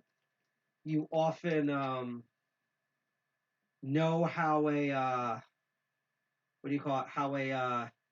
How to do better, and also to kind of remind yourself of how you can do digital security by doing physical security. So I've been asked how long I've been working on this lock. So to recap, this is a American Lock Series 5200. The first time I'm ever encountering a 5200. It looks very similar to a Master Lock 1100 series that I had, and I accidentally, I think it was a fluke, raked this lock open with an S rake. But then when I opened it, I took it apart because it was stuck. And then when I tried to put it back there, I couldn't put it back together. And it seems like what's going on here now is that basically the inside actuator, the core body actuator part is designed to be horizontal. When you open it, it goes from horizontal to vertical in the actuator in the lock body. I had to push the shackle in and use a flathead wrench to make it horizontal. And by doing that, it actually locks it so you can't put the retaining pin in. It's like a puzzle. That's another thing. I know a lot of people who pick locks just because they like puzzles. And so the problem is that I basically have to hold all of this in now and tension it, which puts a lot of stress on my hands, while attempting to either pick, or in this case what I'm doing, because I did it once before, rake open this lock again. And this is actually making me worried about a fear of mine, which is that I am afraid that me using the S-rake on this to open was a fluke, and that I'm now not going to do it again, which sucks because I have a hard time picking American locks, and this is an American lock because that's my skill level right now. So I'm worried that all the King's Horsemen and all the King's Men cannot put this lock back together again. Again, our co-founder, who has now moved out of New Jersey, G.I. Jack, used to own this lock. All these locks were the locks that we found in his room that he didn't need anymore, and because he's not relying on them, nor does he own them anymore, I thought I would use them. And just like everything else he's given me, from computer systems to cell phones, all of these locks are a big pain in the ass, and they do special, dumb, annoying shit just to annoy you, and that's what's going on here, because I can't just reassemble this like a normal lock. I have to play stupid games and win stupid prizes with this. And a moment I'm about to give up, but I'm really happy. I have never raked open a American lock on screen like that. That was just beautiful. You can see and you can hear the shock in my voice, and see the shock on my face when I did it. And I'm really hoping, because I was hoping that wasn't a fluke. I hope that was like a design flaw. I wanted to see if I could do this again and replicate it, but right now that is not happening.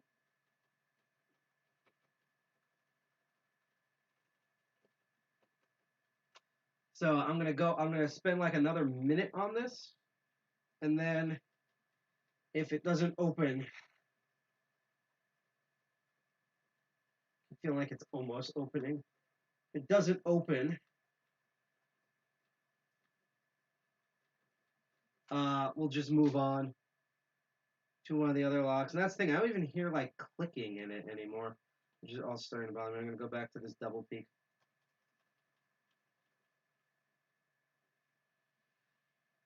I also still have one surprise lock here off camera that I can try. Yeah, that would be the golden moment for me. Thank you, MacGG. By the way, I don't know if you follow us on DLive, but if you do like what you see on here, you can follow, like, and subscribe to us for free on Twitch, DLive, and YouTube. If you do, we get notifications for those. They pop up and I cheer people on.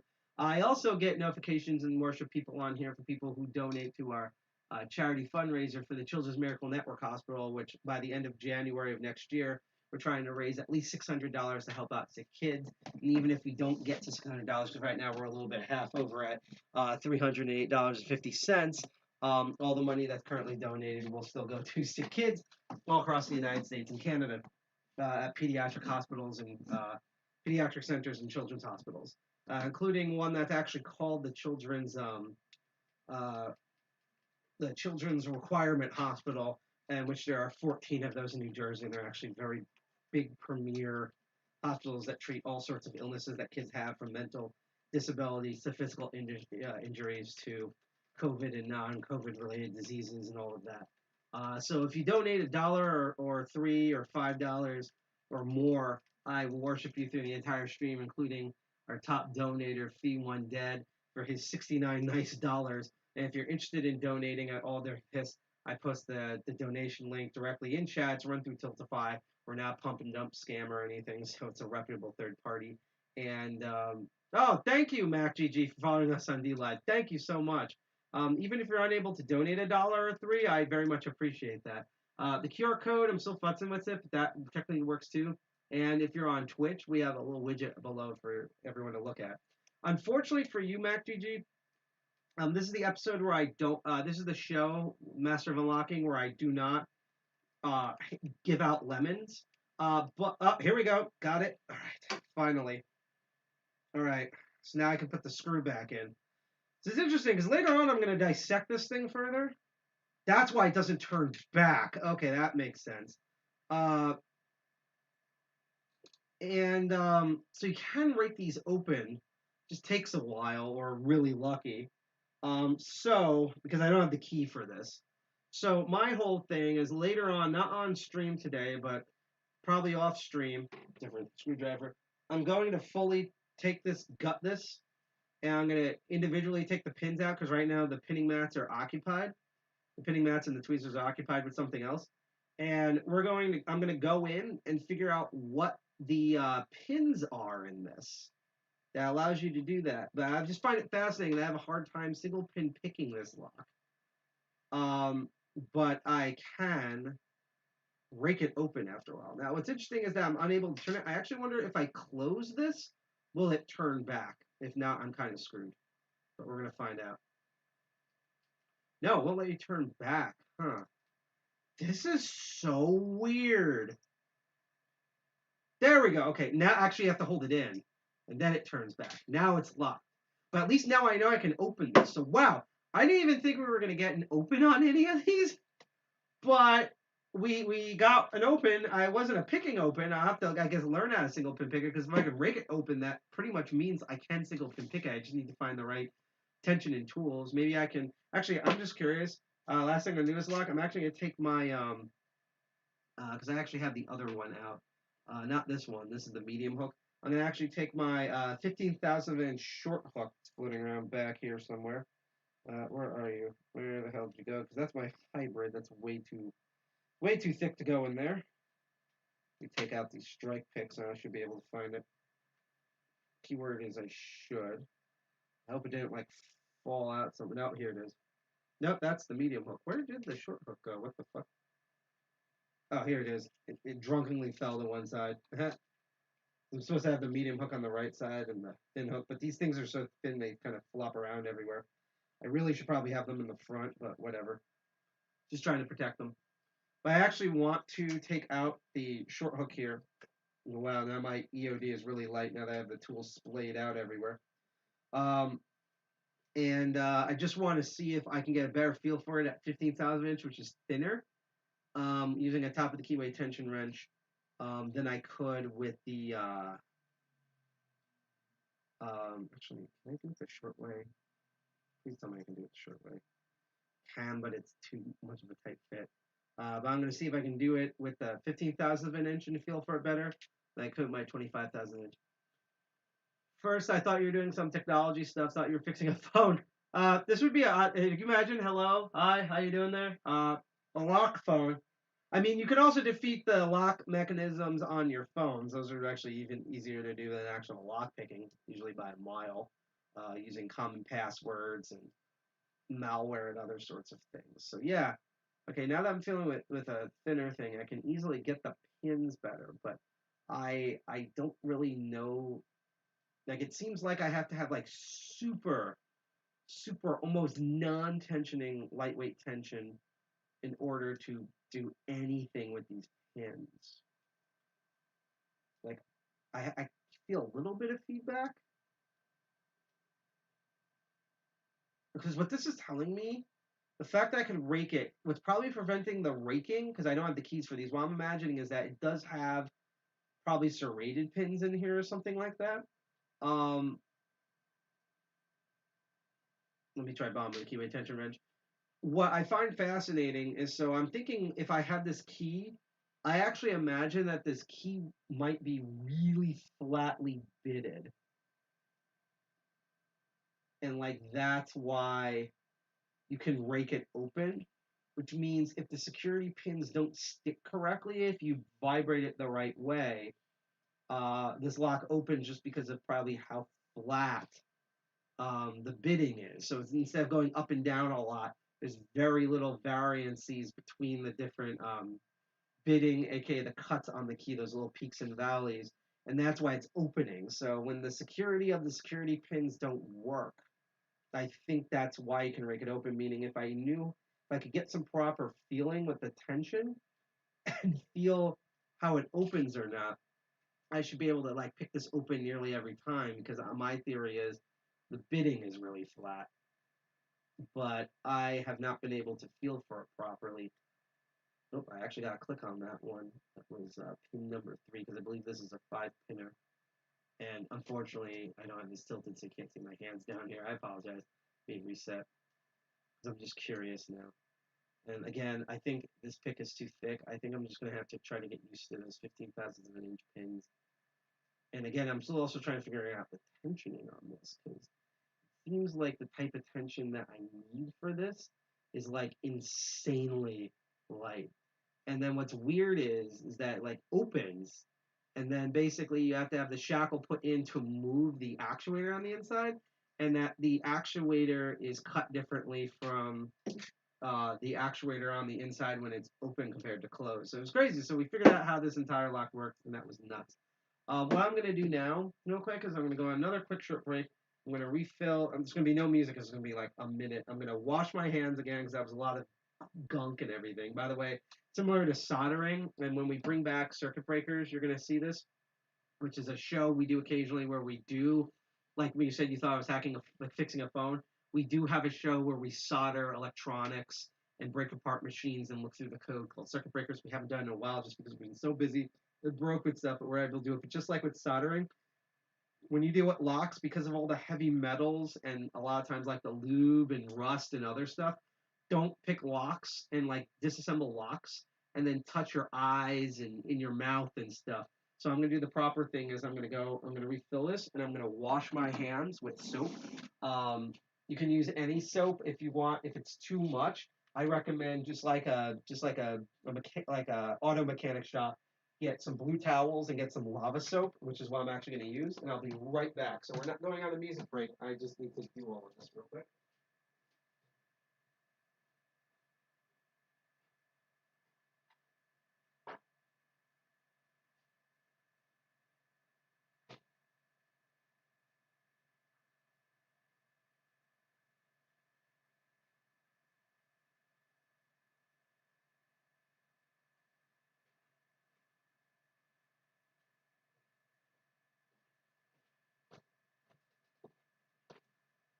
Okay, so that's a drink. Now let me wash my hands.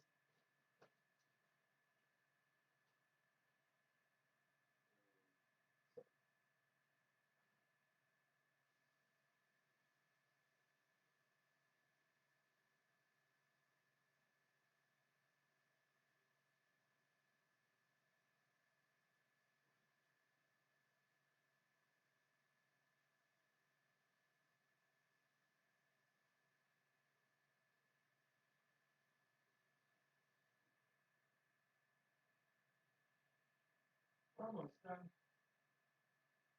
By the way, odd funny thing. Now I have to wipe my mouth.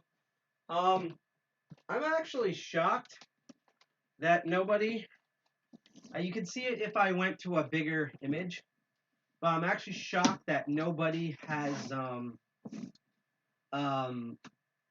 actually, let me try something else.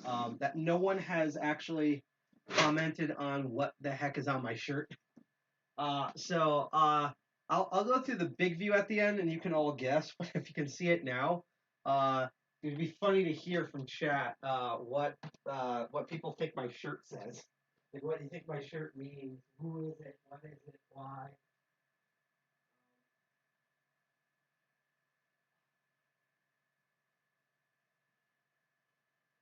So I think what I'm going to do in the future footage streams is I'm going to use this chair, even though it does eventually hurt my back, and I'm going to get a dedicated pillow instead of a pillow for my room in order to sit on, because the curvature and stuff of this chair freaking, it's way better. Kills me every time. Like, I wish the back was longer on this. Then this would be perfect, but this is, just like some gals out there, it's perfect height. I also noticed that the previous lock has stained some of my pics, which is not bad if this I've noticed. Some dude with a hat is on your shirt. I will put it this way, it's not a dude. But you'll see it at the end when we get to the big video. So I'm actually shocked that we streamed to 10:30. I think we're probably going to end this episode at 11 or around 11 Eastern Standard Time. That's our time. What we're going to do left is I'm going to move some of these locks actually off the table now. And I have, which I haven't tested yet, is part of all these crazy locks that we found from Krampus is a bunch of door locks, believe it or not. And I have not tried any of these. I think one of these is a lock that we used to have on a door that we don't use anymore. So that's going to be a fun experience. And then we're going to go back to the worded master lock, and then we're going to at least look at the packaging of this lock that I just bought. I don't know if I'm going to do it on air yet because I wasn't expecting most of the time to do this, but and then we'll call it an episode. If you're on Twitch, we'll go raid someone. I might just give out a tiny bit of lemons just for you, Mac. But if you want to earn lemons on DLive by watching our stream, first of all, we have the Incent rewards going off, which is a cool way to earn cryptocurrency while you watch. You go to getincent.com or .org or whatever. I think it's .com. And you scan the QR code that appears or type in that code and you get a little bit of cryptocurrency. It's not a scam, believe it or not, called Incent. And Incent can be traded with almost every single major cryptocurrency, so you can trade that for Satoshis and Bitcoin, some Litecoin, Ethereum, DOTS, Doge, or whatever. And then if you want, you can actually then use those coins and transfer them to fiat money. So it's a cool way to earn cryptocurrency and potentially actual money while watching our stream. But if you do want lemons on DLive, so this show, Master of Unlocking, I do every first and third Sunday of the month. At least I try to. Yeah, I'm just letting you know about this. Second and fourth Saturday, which is this Saturday, so that means it'll be on Christmas night. I do a show called Crypto Barons, where we look at cryptocurrency technologies as technologies. So we've looked at things like in the past, like the Polkadot network, IPFS, ZeroNet. We looked at DLive itself. We looked at the Brave browser. We look at a lot of legitimate stuff, shitcoins, scams, and things. And we take it apart technologically wise. If there's a wallet, we try to run it. If there's a test net, we try to connect to it. If there's code, we look at it. We try to hack it, make it do other things. We sometimes cover a little bit of markets, and a lot of times we've covered community stuff. We definitely did that last time when we talked about WorldCoin and its terrible spying shit. But we mainly look at cryptocurrency from a technology perspective rather than just finance, like, oh, buy the drip and stuff.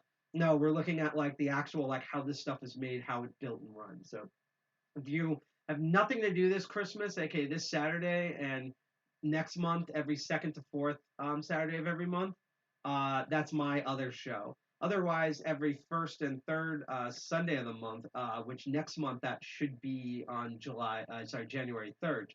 feels like July, January 3rd, so like 2 days after New Year's, will be this next Master of Unlocking. And I don't quite know what I'm going to do for that. I have to send some messages out to see who wants to do what, but it's going to be a cool episode regardless. I'm actually going to end this episode with a little recap of some of the episodes that you will be seeing next year, including very soon.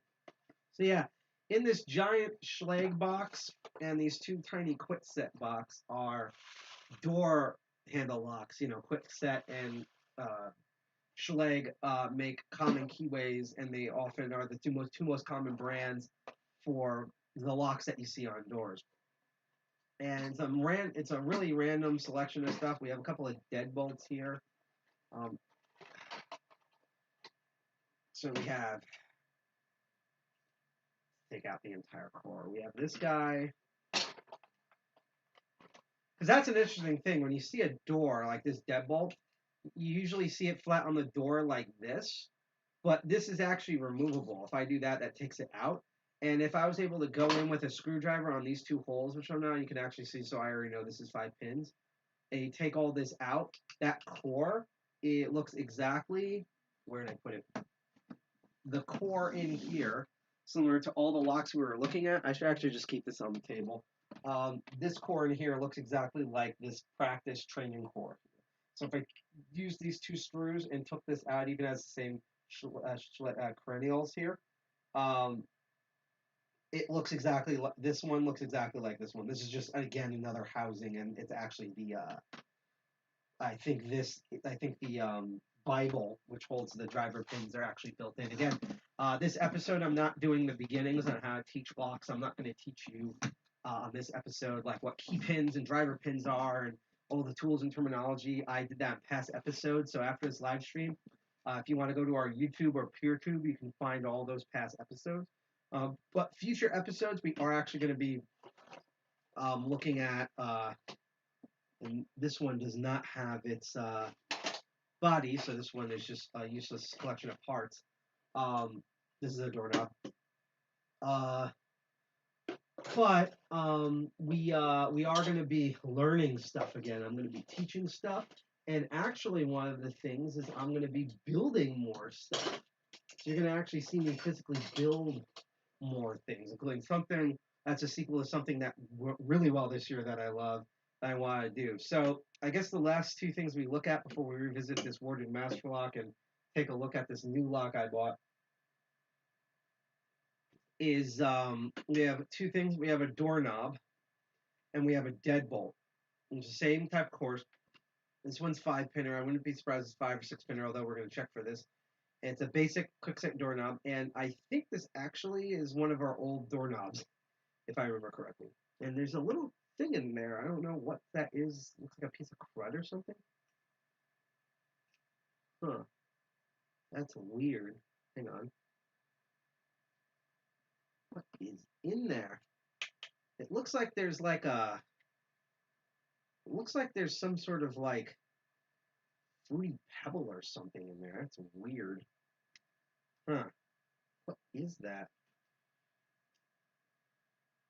Because I know this has been sitting back there, but that's really weird. I wonder what that is. Can't really tell. Yeah, I can't tell. I don't know if that's like a chunk of pebble or something. Maybe it's part of the lock itself. I have no idea. Or maybe it's a security feature, and I'm supposed to press that down. No idea, but we're going to find out. I do not see a similar thing for this, so we're actually going to start with this deadbolt first. Now, I will show you, and we'll actually do it on this lock, that, with this one, I can see the cores drilled, so I know that there's 5 pins in here. 1, 2, 3, 4, 5. But with most door locks or even padlocks, unless you know it's make and model, you'll often not know what how many pins are in this. So how do you find out? Well, we're going to take a really flat tool. This is where this, which I actually might even use, the city rake will come in handy because you take a flat side. You can also use a half diamond. And I take the flat edge of it, and I'm going to stick it all the way in the back. I'm going to push up, which is going to lift all the pins. And as I slide out, if it's really quiet, and unfortunately I haven't been able to redo the mic yet, so you won't hear this. Next episode on January 3rd, I should have the mic redone so it's super sensitive to sound. But basically, you can, in a really quiet room, you can hear the pins drop. I can feel them, so I'm going to count out loud with you all. 1, 2, 3, 4, 5. That was 5. I think that was 5. Let me try again. Might have been 6. Let's try.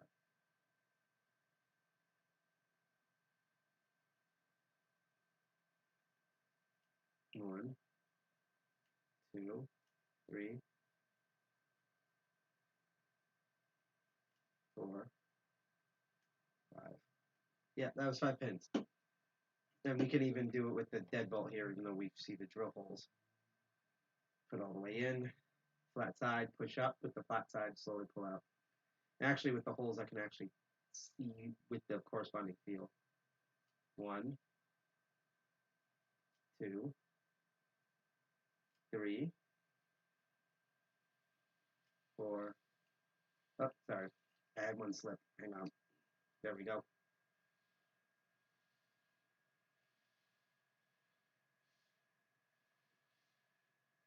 1, 2, 3,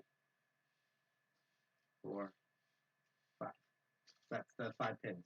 We're going to start off with this one. I'm actually going to do the most basic thing that I do. We're going to try to break this one open first. So we're going to do bottom of the keyway. I have no idea if these are secured pins in here or whatever. I'm actually going to tilt this up so you can see better. I'm going to refocus.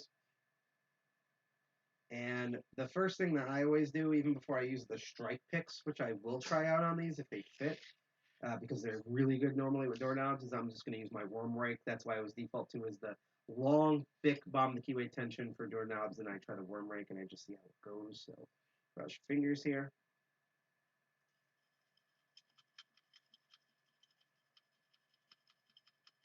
See if anything picked. Yep, it did. Might have to lube these. Because again, these were used in real doorknobs, so.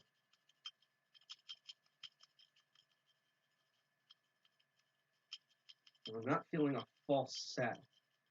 So I don't know if there's security pins in here.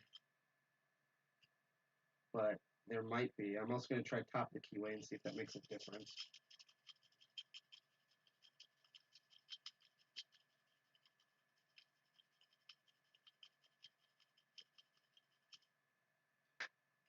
Nothing there. Next, I'm actually going to try the city rake. This one is you rock it back and forth, up and down. Emulates the key bitting. We covered this in our rakes video and some of our intro lockpicking videos. We also did an entire series of the 2 most popular rakes. We took the Bogota and the city rake and we pit them against each other. Nothing on that. I'm also using really light tension right now. I'm actually thinking about trying with the raking to use, which I'll actually do now. I'm going to try super heavy tension and see if that changes anything.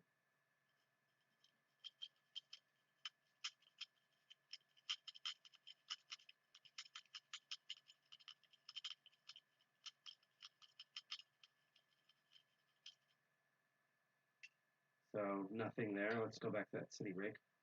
And I'm actually going to take the Bogota because believe it or not, sometimes the harsh peaks do help.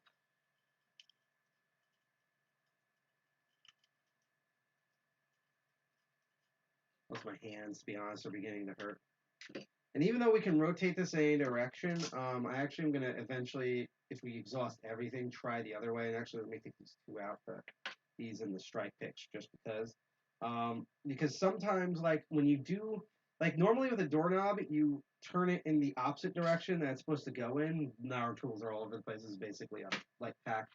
But what's fascinating is that when you take the core out of the lock, you can rotate any way you want. And when you have something where you can rotate any way you want, a lot of the times, depending on which direction you rotate it, when it's a free rotation, the binding order is completely different. You can also slightly change the binding order from tensioning at the top of the keyway versus tensioning at the bottom. So when it's completely free rein like this, I often try to open it in different, try to tension it in different directions and from top to the bottom, just to see if I get a different result. So right now this deadbolt is resisting me, which is fascinating. Usually it quick sets things just open. But, you know, I've had my bad days. I kind of feel this is a little stiff, so there might be something in here that I don't know. And in fact, I'm actually going to try one of the keys to see if this actually opens. You remember those keys I was using before? I just want to see if any of them even work. Because again, I don't own this lock. I now possess this lock, so I own it. And nope, this is not going to work. I think this might work on the other one. Nope, it actually doesn't. Fascinating. Okay. And I'm not relying on any of these. So I actually am going to try the S-Rake next, just because I'm curious. Even though it's 5 pins, sometimes you need something a little bit smaller. That's what she said, in order to like work it. Normally for a 5 pin, I don't use an S-Rake. S-Rakes are usually good for 3 pins and below. And the reason is because the S-Rake is a smaller rake. It only really has that one main hump. So you have to, it's getting caught, you have to really do a lot in order for it to, you have to really go back and forth in order to get to vibrate all those pins at the same time. I usually, when it gets longer than that, that's as soon as I start going to triple peaks, literally just for that. I'm actually going to try tensioning it this way because I might be able to do like a tension on it. Because it feels like I don't need to do that much tension. I'm doing double peak now, harsh peaks. Oh, and the double peak did it. We got an open.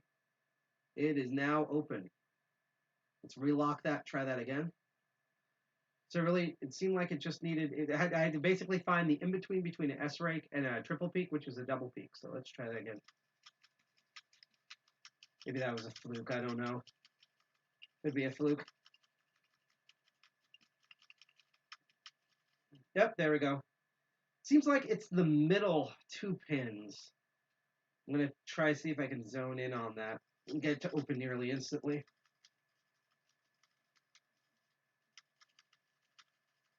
Because I could feel it where it's like this center 2, yep, and they open. Yeah, it seems like this double pinner, this double peak works. I'm going to try the strike picks next, and then we're going to single pin pick this. And then see if we can open it that way, and then we're going to move on to the door lock here. Yay, thank you for all the smiley faces, Mac. Very much appreciate it. So we covered the strike picks on our when I upgraded the kit. These are the Sparrow's Scarab. I'll zoom in a bit. These are the Sparrow's Scarab strike picks. And they're called that because they have this beautiful scarab design on them that I absolutely love. Every time I show lock picks off to new people, I always make sure to bring these out, simply because the artwork and the shape of it is so bizarre, along with the Medusa, that everyone's like, ooh, and it gets people like more intrigued. And, you know, it's a great starting off point before I start boring them with all these details. I usually don't bore people with lock picking, but, you know, like my partner, sometimes you do. But I'm not really looking, I mean, the beauty is always great with these, but what I'm really looking for is, I like that how wide handles these are in the shape, because you need something to grip onto. And what I'm mainly looking at is these patterns. So I'll bring it a little closer here. So they have certain wavelengths, I think. So one's like a lower wavelength, and one is a much more bumpier, thinner wavelength. So one's kind of like chonk, whoop, whoop, whoop. This one is whoop, whoop, whoop, whoop, whoop, going down. And I believe the professional terms for these, I think, is sinusoid and sinusoid wavelengths. And the reason why they're called strike picks is because unlike other, and I'm going to zoom out here, unlike other picks or even rakes where you're going back and forth, that while you could technically go back and forth raking with these, if you have a wide enough keyhole to fit in, what you do is you put just very low light tension. These work really good with doorknobs with wide keyways like quick sets. And then you put this all the way in, and with that little tension, you pull out. And when you pull out, that kinetic action bumps all of them at once. It's like a super rake. and will open. So you just do like 1 to 3, maybe even 5 zips, and they open instantly. So because it was a double peak, I'm actually going to try the chunkier wavelength here. So I'm going to put that super light tension that I had before. Actually, let me stick it all the way in first. Super light tension. I'm going to pull up slightly in. We're going to see if we can zip this open with the strike picks. Let's test something. If they were clicking, so let's try that light tension again.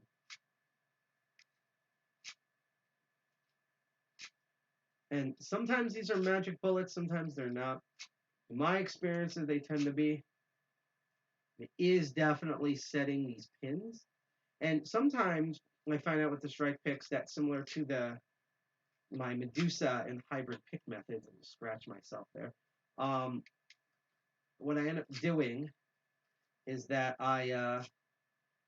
that sometimes I can zip this twice and have it go into a false set nearly instantaneously, and then I then go in with a pick and move 1 or 2 pins and they open. I'm going to just try to do it this way to see if I'm over tensioning it.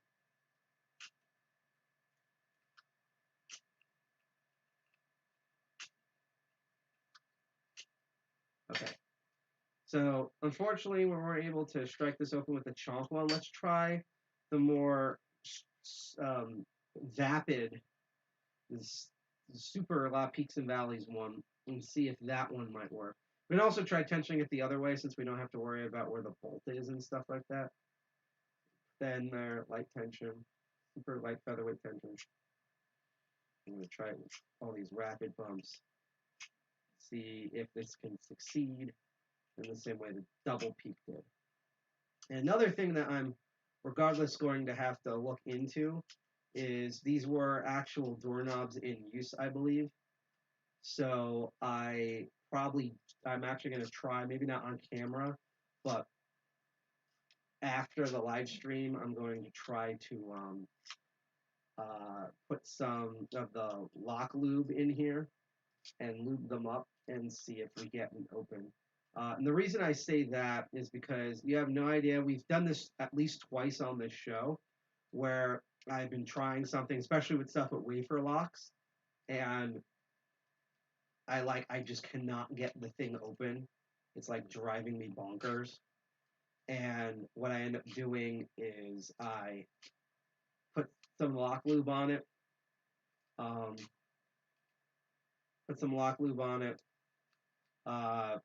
Let it sit, and then pick it, and I can single pin pick it or rake it open in like half a second. So that amuses the fuck out of me. That sometimes it literally got open. So the zip did open it. Let's try that again. I'm actually curious about something. Try that super light tension again.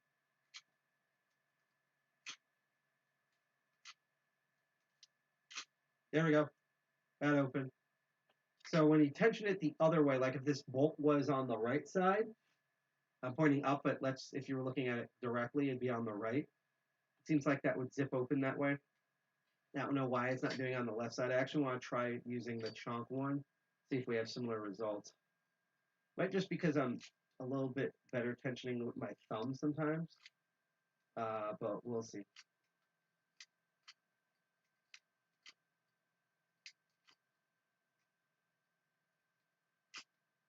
There we go. That was 1 zip and it opened that way. So it seems to be very weak to counterclockwise tensioning.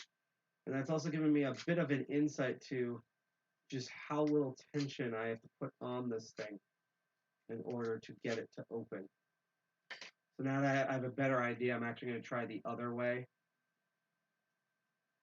We're going to do the sinusoid one and see if I can replicate that going the clockwise way. Tip of my finger.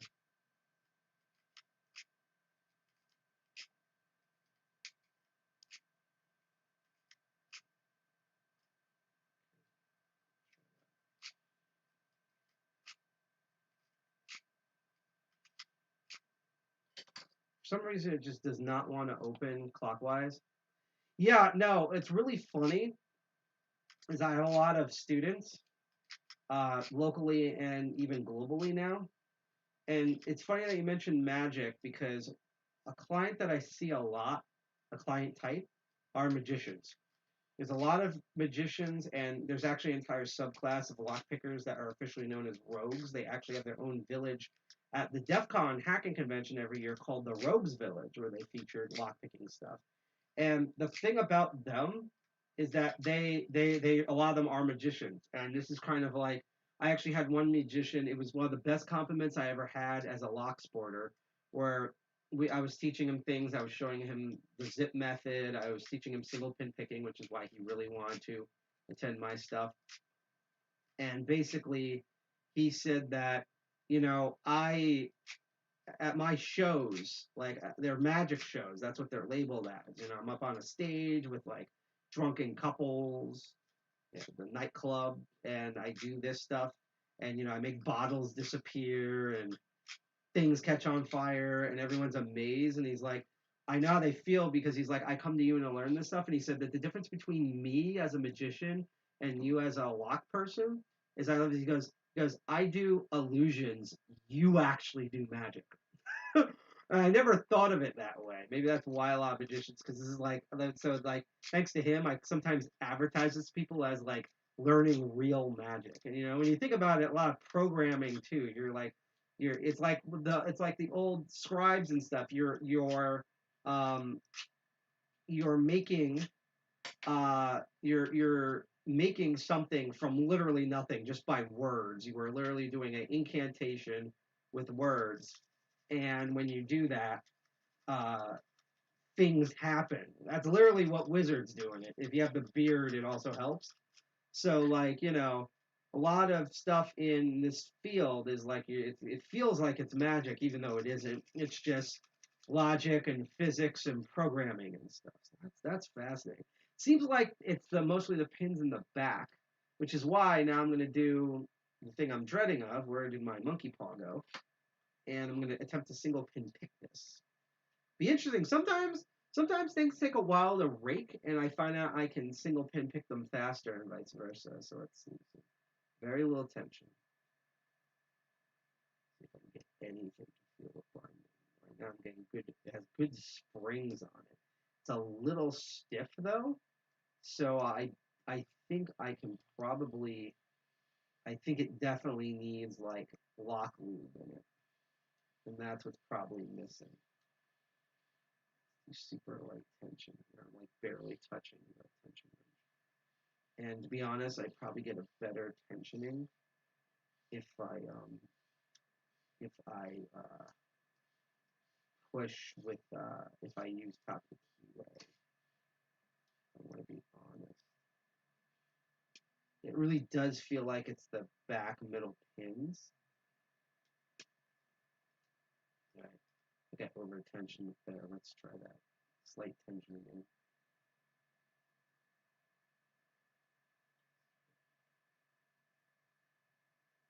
I can literally hear the springs, which is why I'm thinking it probably needs like lubrication. Remember, these were actually locks in use. This was on a door. This actually was probably on one of the older doors in this building. Oh, there we go. Single pin picked it open. Yep, it's those middle back spring. It's like the fourth. It's like the third and fourth pin does it. But from feeling around, I think it definitely needs some lubrication. We're not going to do the lube test thing on the Wargood lock because I already lubed it. We're not going to do the lube test live on stream. But after the stream, I am going to lube these up and see if retention and see if that improves it because I can literally. This has either been used for so long or so ill maintained that I can not just feel, I can hear like the creakiness of the springs, which is what you're not supposed to do on these if these were like well maintained. So I definitely think this needs lube. which I'm actually going to do some lube now, and then we'll move on to the next lock. Let's lube her up. And the thing is, I actually have to get a new cranial driver pin. So I actually could technically take this car out and open it up, but I lost the cranial and plug mover. I mean, I could do it without it, but it's just better to do it with it. So yeah. And actually, I just realized I probably should have had a napkin or something that I can rest this on, or a paper towel. I'm gonna go look for that right now. Maybe there's something over here. Yes, there's a napkin over here I can use. Not only to clean up all of this, but to go like this. And I want to hold it up so it gets in there, but then do that. Now we're going to go to the door handle, which might even be easier to do. Usually on a door, it's rare that both, in my experience, it's rare that both the doorknob and the deadbolt suck. It's usually a crap-ass door handle with a crap-ass, let me tilt this, with a crap-ass, usually a crap-ass door handle, push this all the way over, with a crap-ass, deadbolt, or it's it's a crap ass door handle with a really good deadbolt or decent deadbolt, and or a crap ass door handle, crap ass deadbolt with a really good door handle. God, this is good. There's that thing in there. I don't know what's going on. It's like something stuck in there. Maybe this was one of the broken doorknobs that we have. This is so bizarre. Like, I can't even fit, like, a proper... I mean, we didn't do top of the keyway with this one yet, but I can't even put in the tensioner because there's literally, like, it's hard to see it here, but there's literally something in there that I can't remove. Like, I don't even know if I can do a pick in there and go in and do the... Well, I can, but, like, the bottom is just, like, there's something stuck down there. Looks like a piece of metal. That's just so weird. Anywho, what I'm going to actually do because of that, so I can't put a bottom of the keyway, so I will top of the keyway tension this, and the top of the keyway is so wide, I'm actually going to use this 40 thousandths of an inch pry bar. And I'm going to take my monkey paw and go in there, and we'll see what we can do with this guy. Because I don't think I'll be able to rake it open, because again, normally I use a bottom of the keyway tensioner. So I'm going to do light tension. See if I can get it very tight. You know, a lot of people like them tight, but this is one of those cases where it's making me feel uncomfortable. Because there's just that piece of whatever it is in the way. It like makes a normally really wide keyway super narrow, like uncomfortably narrow, where the real problem is that I have a hard time essentially going back the way I came because of wherever the fuck is down here preventing this. I kind of want to take this apart to see what the hell happened there. Is this part of the design or what? Like, I kind of, like, I will definitely take this lock, like, next time there's a New York or New Jersey tool meetup. I definitely want to take this in just to, like, be like, what the fuck is this? And then everyone can, like, look at it. It's honestly to the point where, one, I'm going to actually look into taking out either the Attila or the half diamond, because I kind of need something that's like really flat. So I'm basically taking almost all my picks out, and I'm actually going to try the oh, this was actually the half, huh? I didn't take out the half diamond. I took out the Tron instead. I'm dumb. Yep, professional lock instructor here. Cannot remember what his tools are. You know, fabulous. The most correct thing we've done so far is this 40,000 inch pry bar, but I'm gonna go in. This one's like way more flat. And I'm gonna see if we get a better thing here, better feel, better maneuvering of the pins. I think I just heard something fall back there. Am I over-tensioning? I think I'm over-tensioning.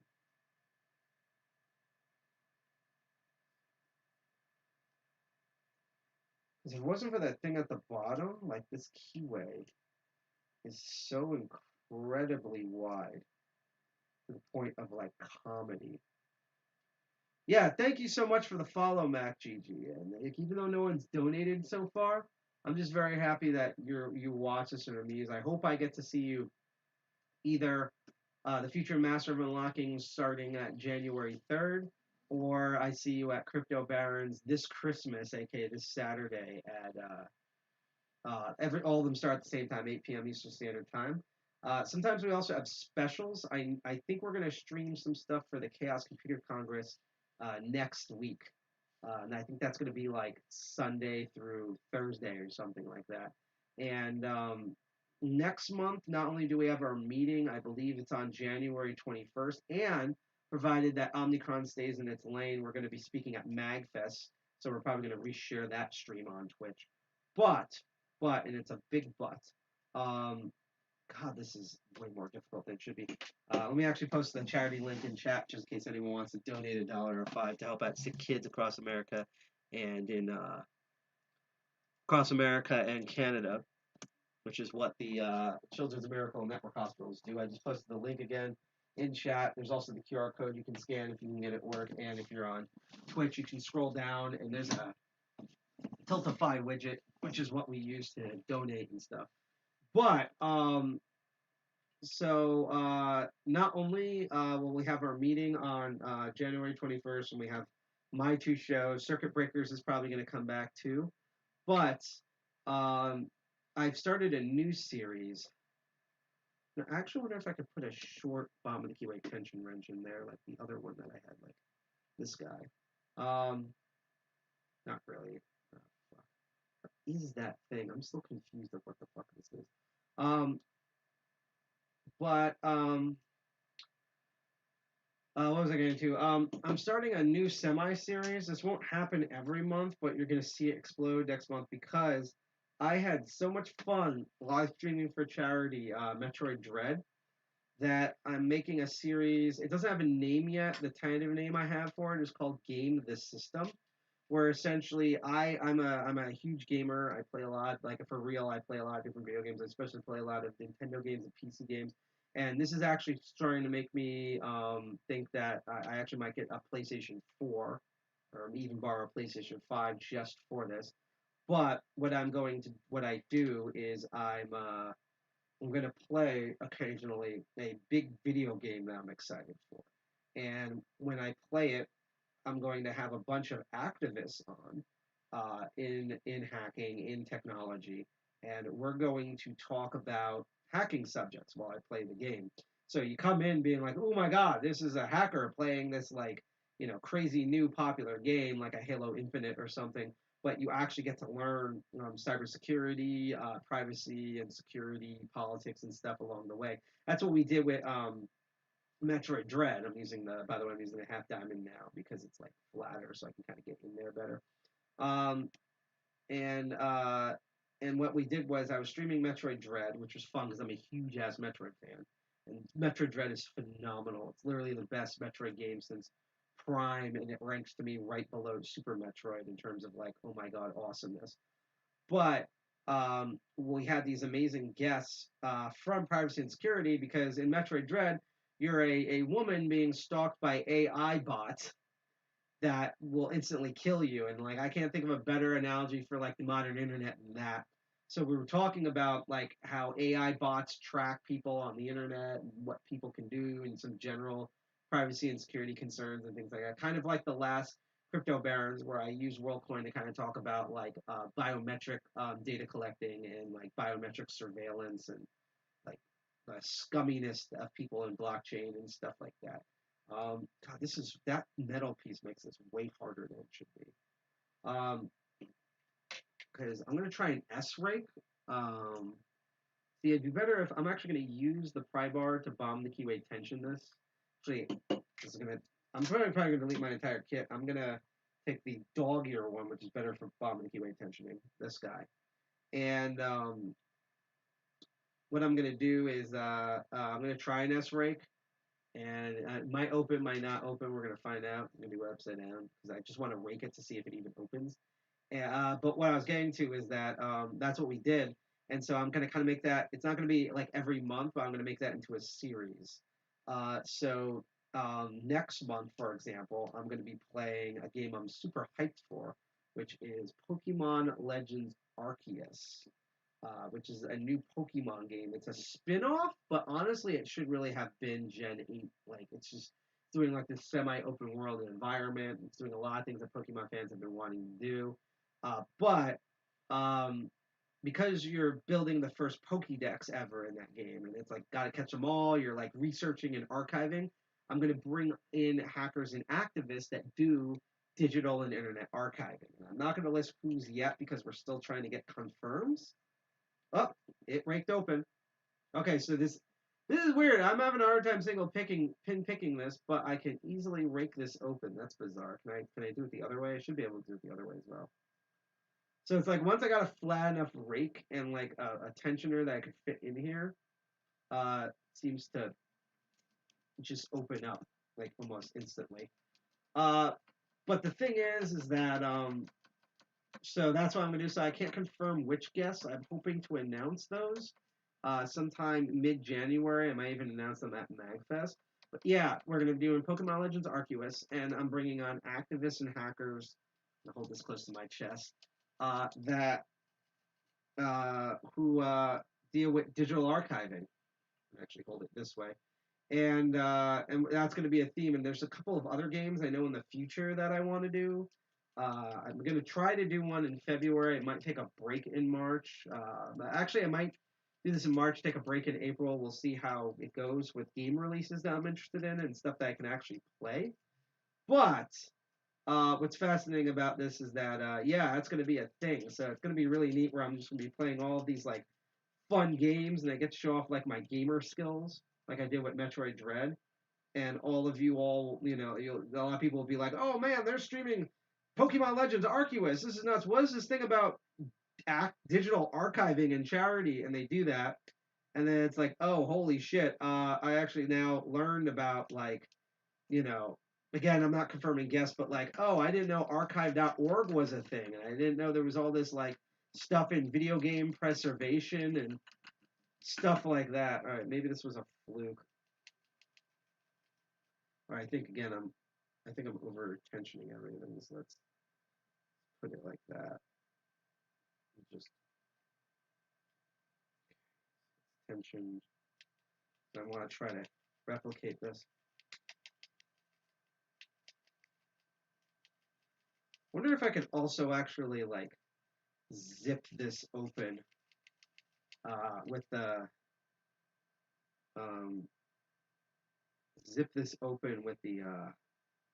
half diamond. That would also be interesting. Let me reposition my hands.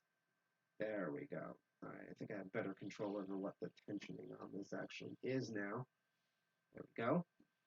This is actually the first time I've really majorly made use of the what's called the dog ear tag. Top of the keyway pry bar. That's the one that's like at a complete right angle. And I just find that fascinating. So it feels like it kind of was a fluke, but we did manage to get Rake open on this. So once we found one where it fit, we were actually able to open this. And there goes another instant reward. And then in a couple of minutes, we're gonna go back to that other master lock that I had a hard time opening, and then we'll be kind of done here. So again, I'm gonna use this top of the keyway tension wrench as a bomb the keyway tension wrench. That actually might work a little better.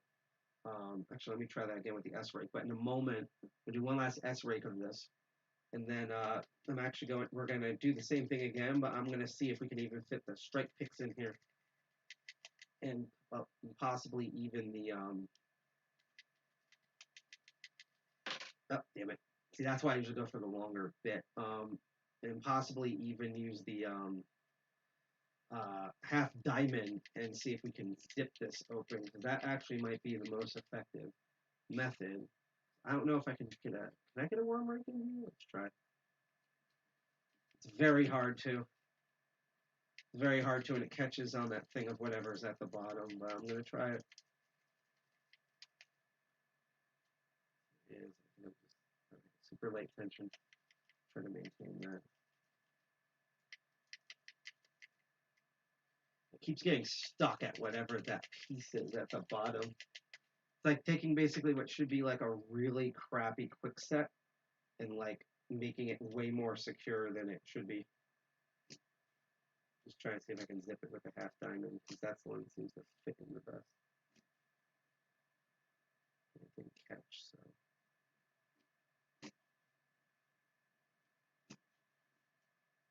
That was catching.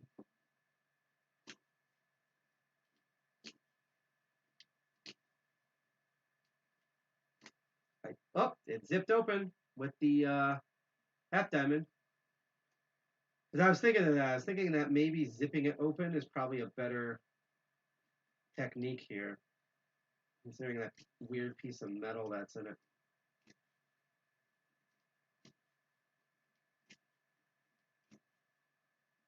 Again, this is not the most eloquent solution. And to be honest, my half diamond's shaft length, is a little thick, double but at least I know I can do this, even if it might be a fluke. And I doubt it, but I'm just going to see if one of these strike picks can actually fit in here. That metal thing keeps getting in the way. Let me take out the tensioner, see if I can sandwich it. Okay, so I got in there. Now I'm going to put the tensioner in, which means that I can I can only strike this once. Let's find out. Fairway tension. All right, that didn't work. I'm going to try to do it again. I doubt it. Yeah, I can't fit it in through. Go back in with that worm rake.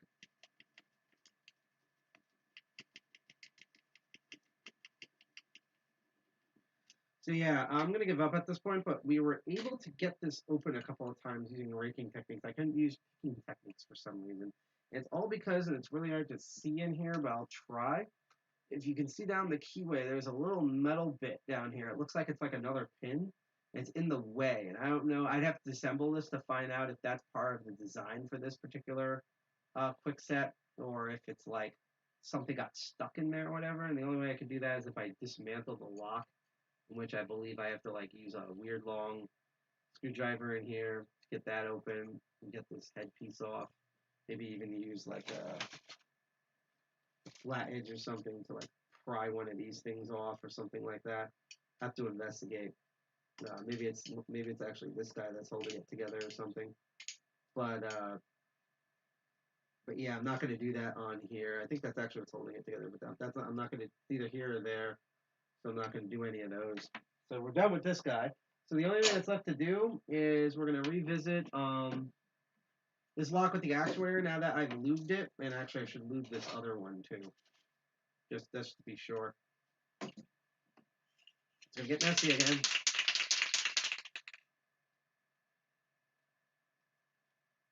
Angle this so it's upwards so it hits the pins. There we go. And then downward for that other weird thing in the way. Well, I can actually put this in here. Let's try that. That's funny. Okay. So letting that settle down in there a little bit. Then I'm going to upside down. This one should already be basically dry.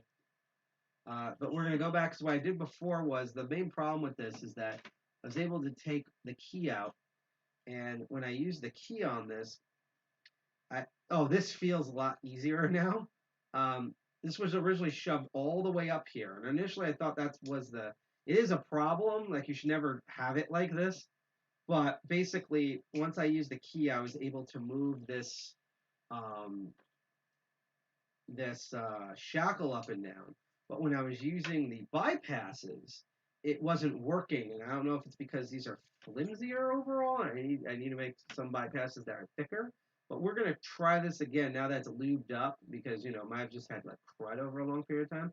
I'm going to take the one that I believe works on this because it works on my personal one here. You take the 2 short prong ones.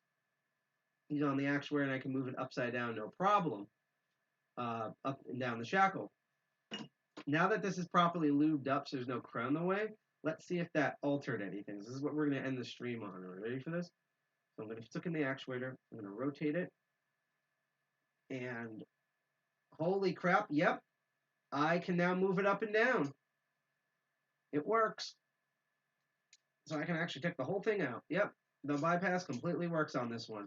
So literally what happened here is that G.I. Jack, our former co-founder, probably used this and stored it somewhere, and despite that these are really good for weather, and the key definitely worked on it. The issue was, I think this is the wrong key. Nope, this is the right key. Is simply the fact that over time it just gunked up and probably rusted a bit. So this is why it's always good if you're a lock sporter, or especially if you're a locksmith or you're a lock sporter, you go to Lowe's or Home Depot. I prefer Lowe's, and you'll find this in the back. There's a lot of different lock lubes you can also find online, do your research, but this one you can just go over the counter. It's called 3-in-1 Lock Dry Lube. I don't even know what company this is from. I think they're just a lock lube company. It sounds like a spray paint can. They actually have a website called 3in1.com. You shake it up because the thing is, and I love the description, is it penetrates and wait, let me zoom in on. Let's focus on it. It penetrates and lubricates, won't attract dirt, and anti-corrosion. Penetrate and lubricate, by the way, is my specialty. And basically we put that in there and we lube the actuator, and I guess whatever was rusted in there or just wore out over time, it loosened it up, and now I can use the bypass on it. So sometimes if you're actually out in the field, I'm actually going to try this on this one next, doing locks, and you're like, oh, where'd the one go? And it's like, oh, I've tried everything. I'm usually good at this, but I've tried everything on this real world lock, and it's just not opening. Legit, try and add some lube to it. Leave it alone for a bit so the lube sinks in and everything, and then go back to it. And sometimes, as we've shown on this show in the past, that is all you need. It was just gunky or rusted or stuck or something. Actually, let me try that double one again, the double peak. Where did I put the double peak? Normally I'd be properly doing this in and out of the kit, but like I'm an idiot, so. And it'll just open. Yeah, that even happened faster now. Now that I've lubed this, it opens way faster, and I can actually turn it easier. So, yeah, sometimes it's just a lock left outside has been rusted over time and basically become a piece of shit, and just by adding, just like your girlfriend or boyfriend, if the hole seems stuck and jank, just add some lube to it, and it'll improve some things. So, I was originally going to open this, and we were going to try this, but I'm actually going to save this for a future episode. I found this lock for really cheap at Home Depot, and just to kind of give you a preview, actually, before I show this, let's end it kind of like this, before I go into the ending spiel.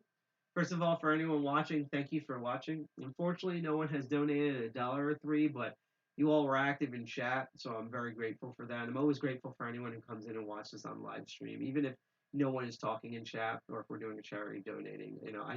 I literally, like, lock sport is my hobby. I have so much fun picking open and raking open locks, bypassing locks, and just doing all sorts of stuff with locks. And even better is I love when I can either show myself doing that, or super better, my favorite thing of all time is educating people.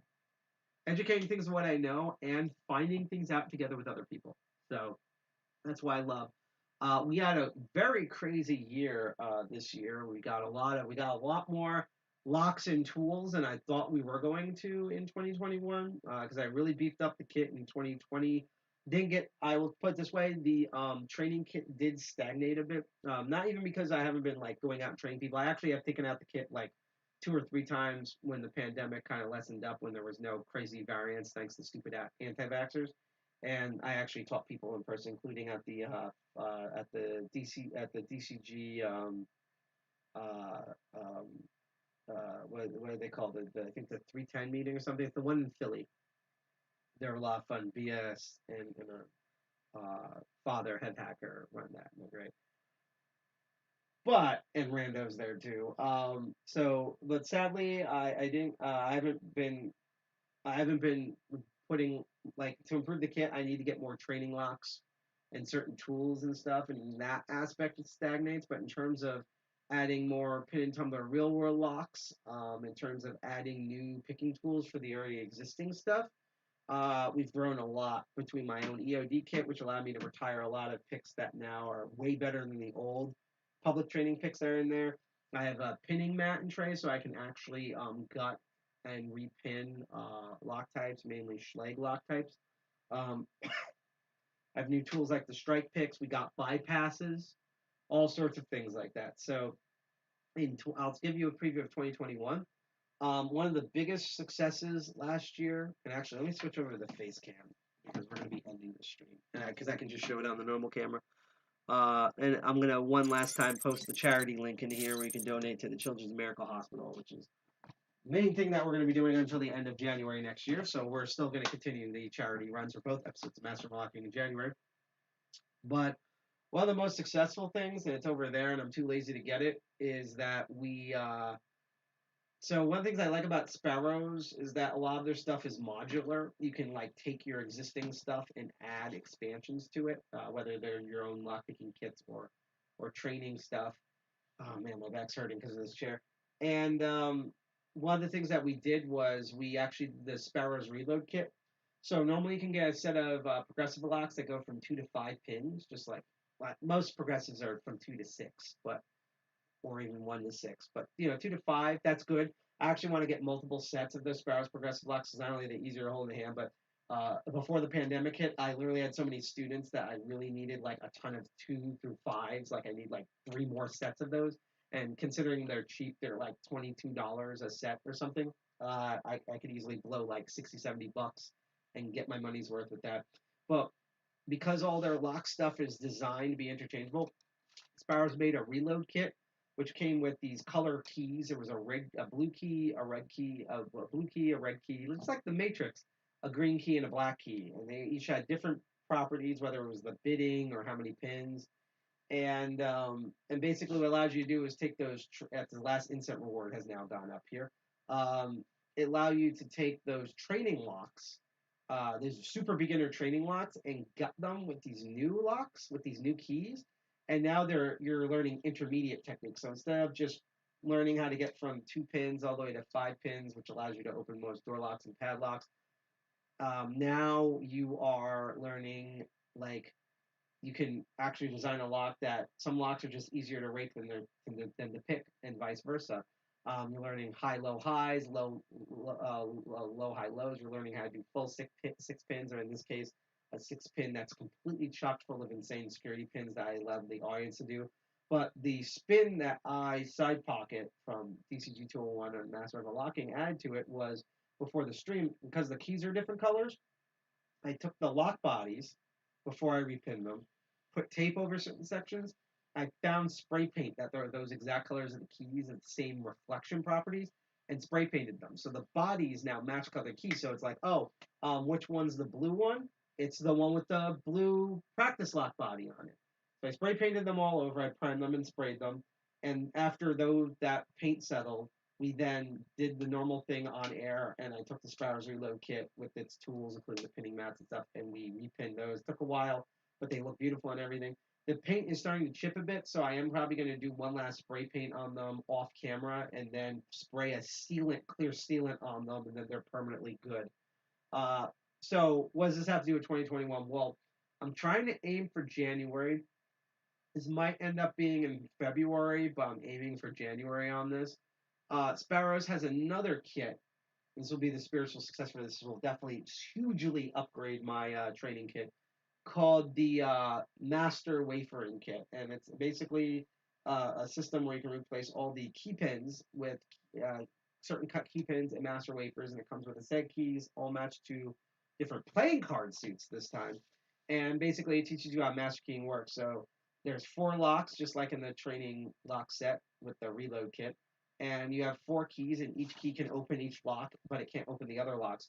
But then there's 2 keys that can open 2 identical color pairs of suits, so the 2 red ones and the 2 black ones. And then there's a key that can open all 4 suits: hearts, diamonds, clubs, and hearts, diamonds, clubs, and spades. Opens all of them. And the reason why it's taken me a while is because most people just take the training progressive locks and just rekey them to master key. But that's kind of useless because outside of explaining the keys, for master keying, you would want to see what goes on with the lock so you know how the wafers work. So this is going to be one of the most expensive additions that we're going to do on air, but it's a spiritual successor to the reload kit. I'm going to buy, because I'm too lazy to Dremel them, 4 standard Sparrows training locks that have the holes dremeled out on the side of them, so they look exactly like this. Exactly like this is the one that I have that specifically to show off the security pins. In this case, spool pins. Let me get one that I'm actually used to here. Here we go. And I normally have this dremeled off to the side so that you can see how the security pins actually line up and work.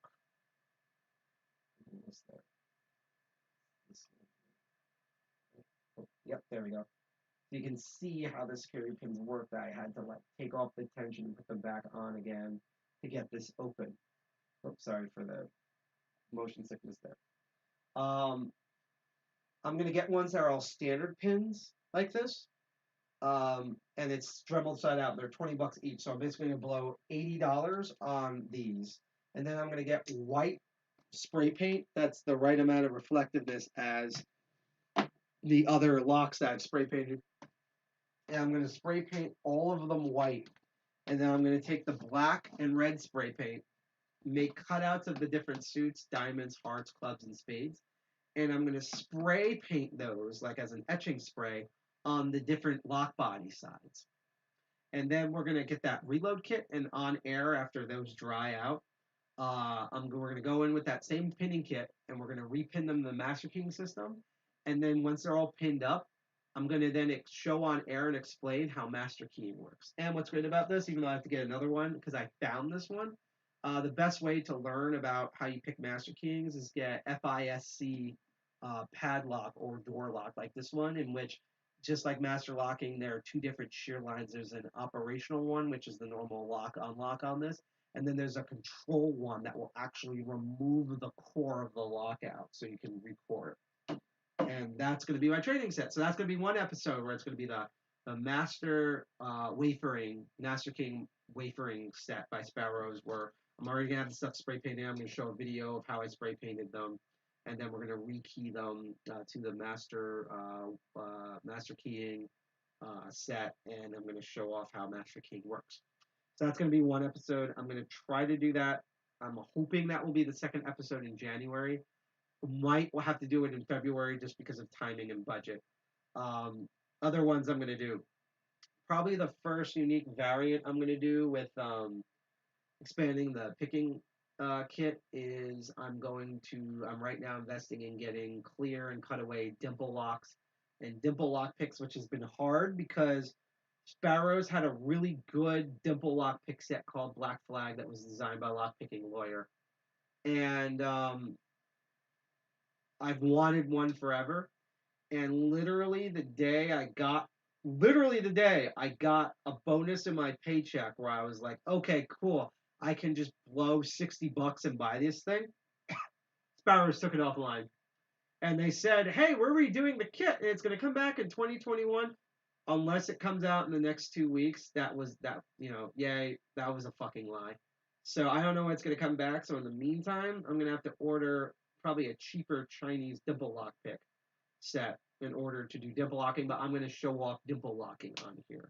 We're going to deal with lotto locks on here. I actually want to revisit Bluetooth locks to see if on camera we can hack the Bluetooth part of the Bluetooth lock. So we're not going to do picking tools.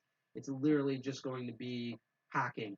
It's going to be hacking those like actual code and using Bluetooth receivers and stuff. We're going to be doing more combination locks. I want to do safe cracking in 2022. I'm going to get the Sparrow safe set and show that. We're gonna review products. I now have friends who make lockpicks, and they're gonna send me some of their stuff, or I'm gonna get some of their stuff, and we're gonna test them out. I might even have them on air to interview, just like what we did with Killamaru with his picks. Um, what else? What else are we gonna do? It's gonna be a lot of crazy things. Next year, I finally plan on going to DEF CON. DEF CON 30 is gonna be the one I'm actually playing the next 2 months to get the hotel room. And I'm gonna provide there's an in-person thing for that because I'll be there online regardless. I'm gonna go to DEF CON, and so I don't know if any of DEF CON's gonna line up with a Master of Unlocking episode. It might be for the Sunday one, but I might do a special if I can do it live. But regardless, I'm going to bring a camera at least. So at very least, if it's not live, there's gonna be pre-recorded videos of me at DEF CON. I'm gonna be doing lockpicking stuff. I might be interviewing some lockpickers, maybe doing a fireside chat with a couple of them at DEF CON. Interacting with some of the games and stuff there for the first time. I'm going to record a ton of stuff for Crypto Barons. We're going to try to do a daily vlog each day of DEF CON or even maybe Hacker Summer Camp in of itself. So that's going to be a thing. If Hope happens, there's going to be that similar for Hackers on Planet Earth and any other convention we go to. I'm hoping to do and work more with Blacks in Cybersecurity, Diana Initiative, and just a ton of people in the community and outside the community. And one episode that just almost escaped me, and I've actually wanted to do this year, but I ran out of time and originally money, but now I have a stable paycheck again. I guess this will end the stream on, is that so I forgot to post this today. I'll post the result video later. But one of the things I advertise on, and one of the places that I get some of our best viewers and who also donate and stuff, is our lockpicking, the lockpicking Reddit. And our lockpickers is officially called Lockpickers United. And they have a very interesting thing where they do their hobby online, unlike Tool, which does it in person, which I think is great. I love the different perspectives and variety. And they have a very interesting thing where they treat it like it's a martial art, like you're in karate and or judo or taekwondo, and they actually have a belt system. So you have to like pick locks and take apart locks and make challenge locks, and they have a whole list of locks. And if you can do those locks or equivalent, and you show that on camera, you move up the belt system. And so while I will splice this into individual videos, I'm actually looking at this is going to be a future episode in 2020, especially first half, early 2020, definitely in the first half. I'm going to dress in a G, in like a karate suit. Bow to your sensei.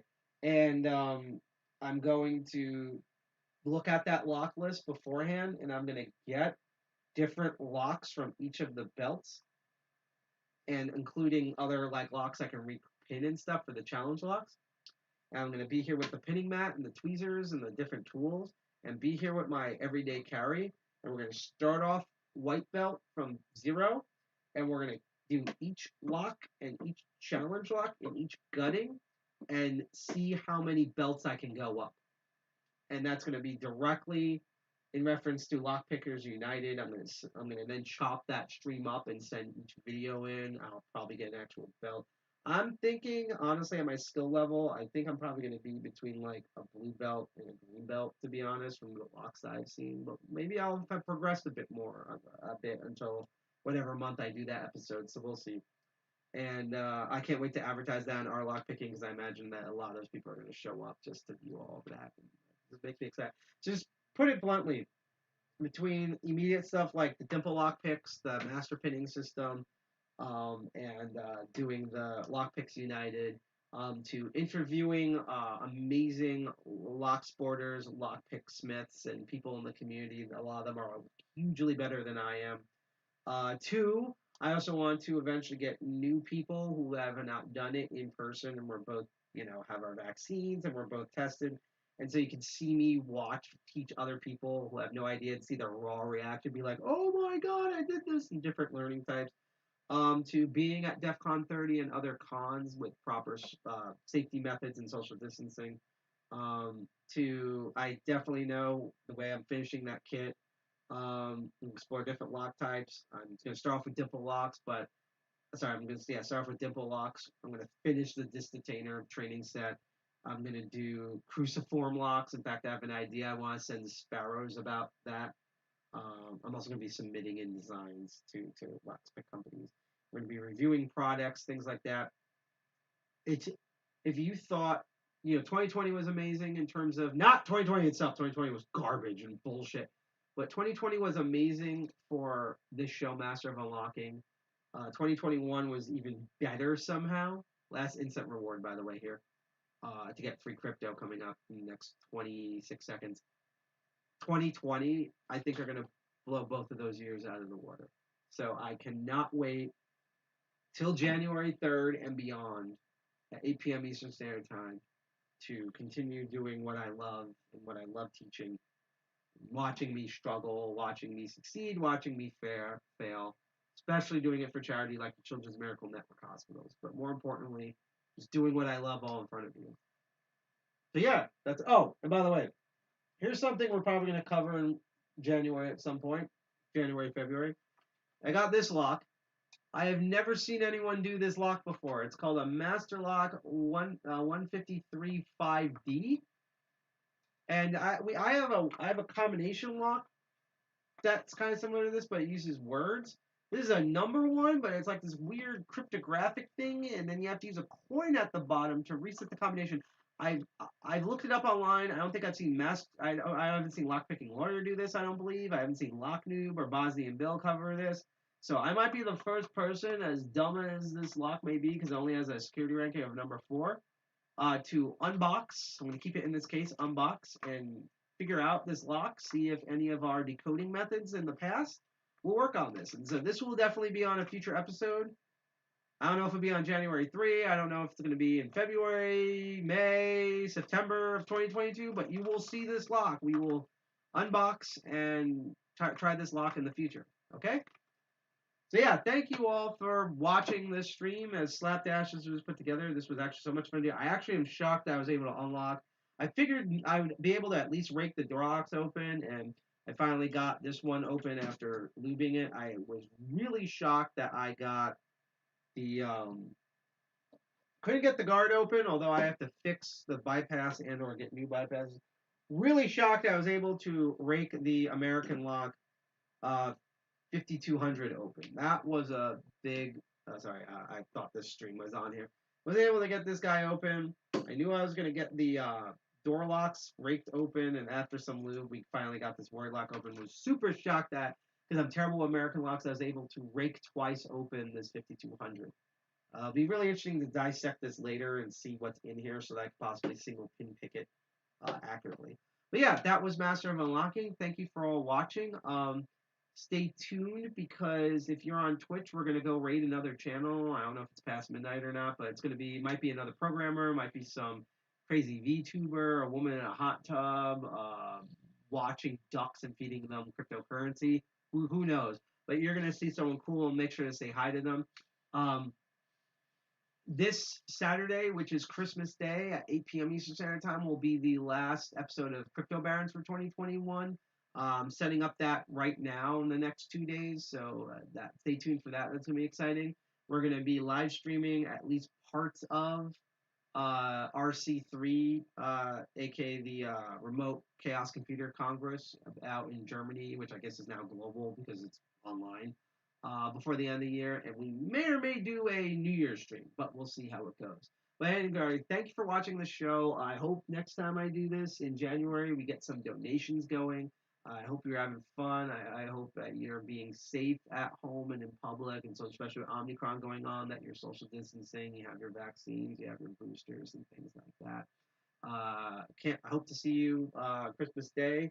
for Crypto Barons. Can't wait to see you on January 3rd for the next Master of Unlocking, whatever we do for that one. Cross your fingers that I'm able to do what I want to do. I hope I can eventually bring the guest on that I was supposed to have today, but they just, this month has not been well for them. So even though I can't tell you who it is due to the fact that I don't dox people, just keep your heart and brain and soul out for them because they're going through a rough time.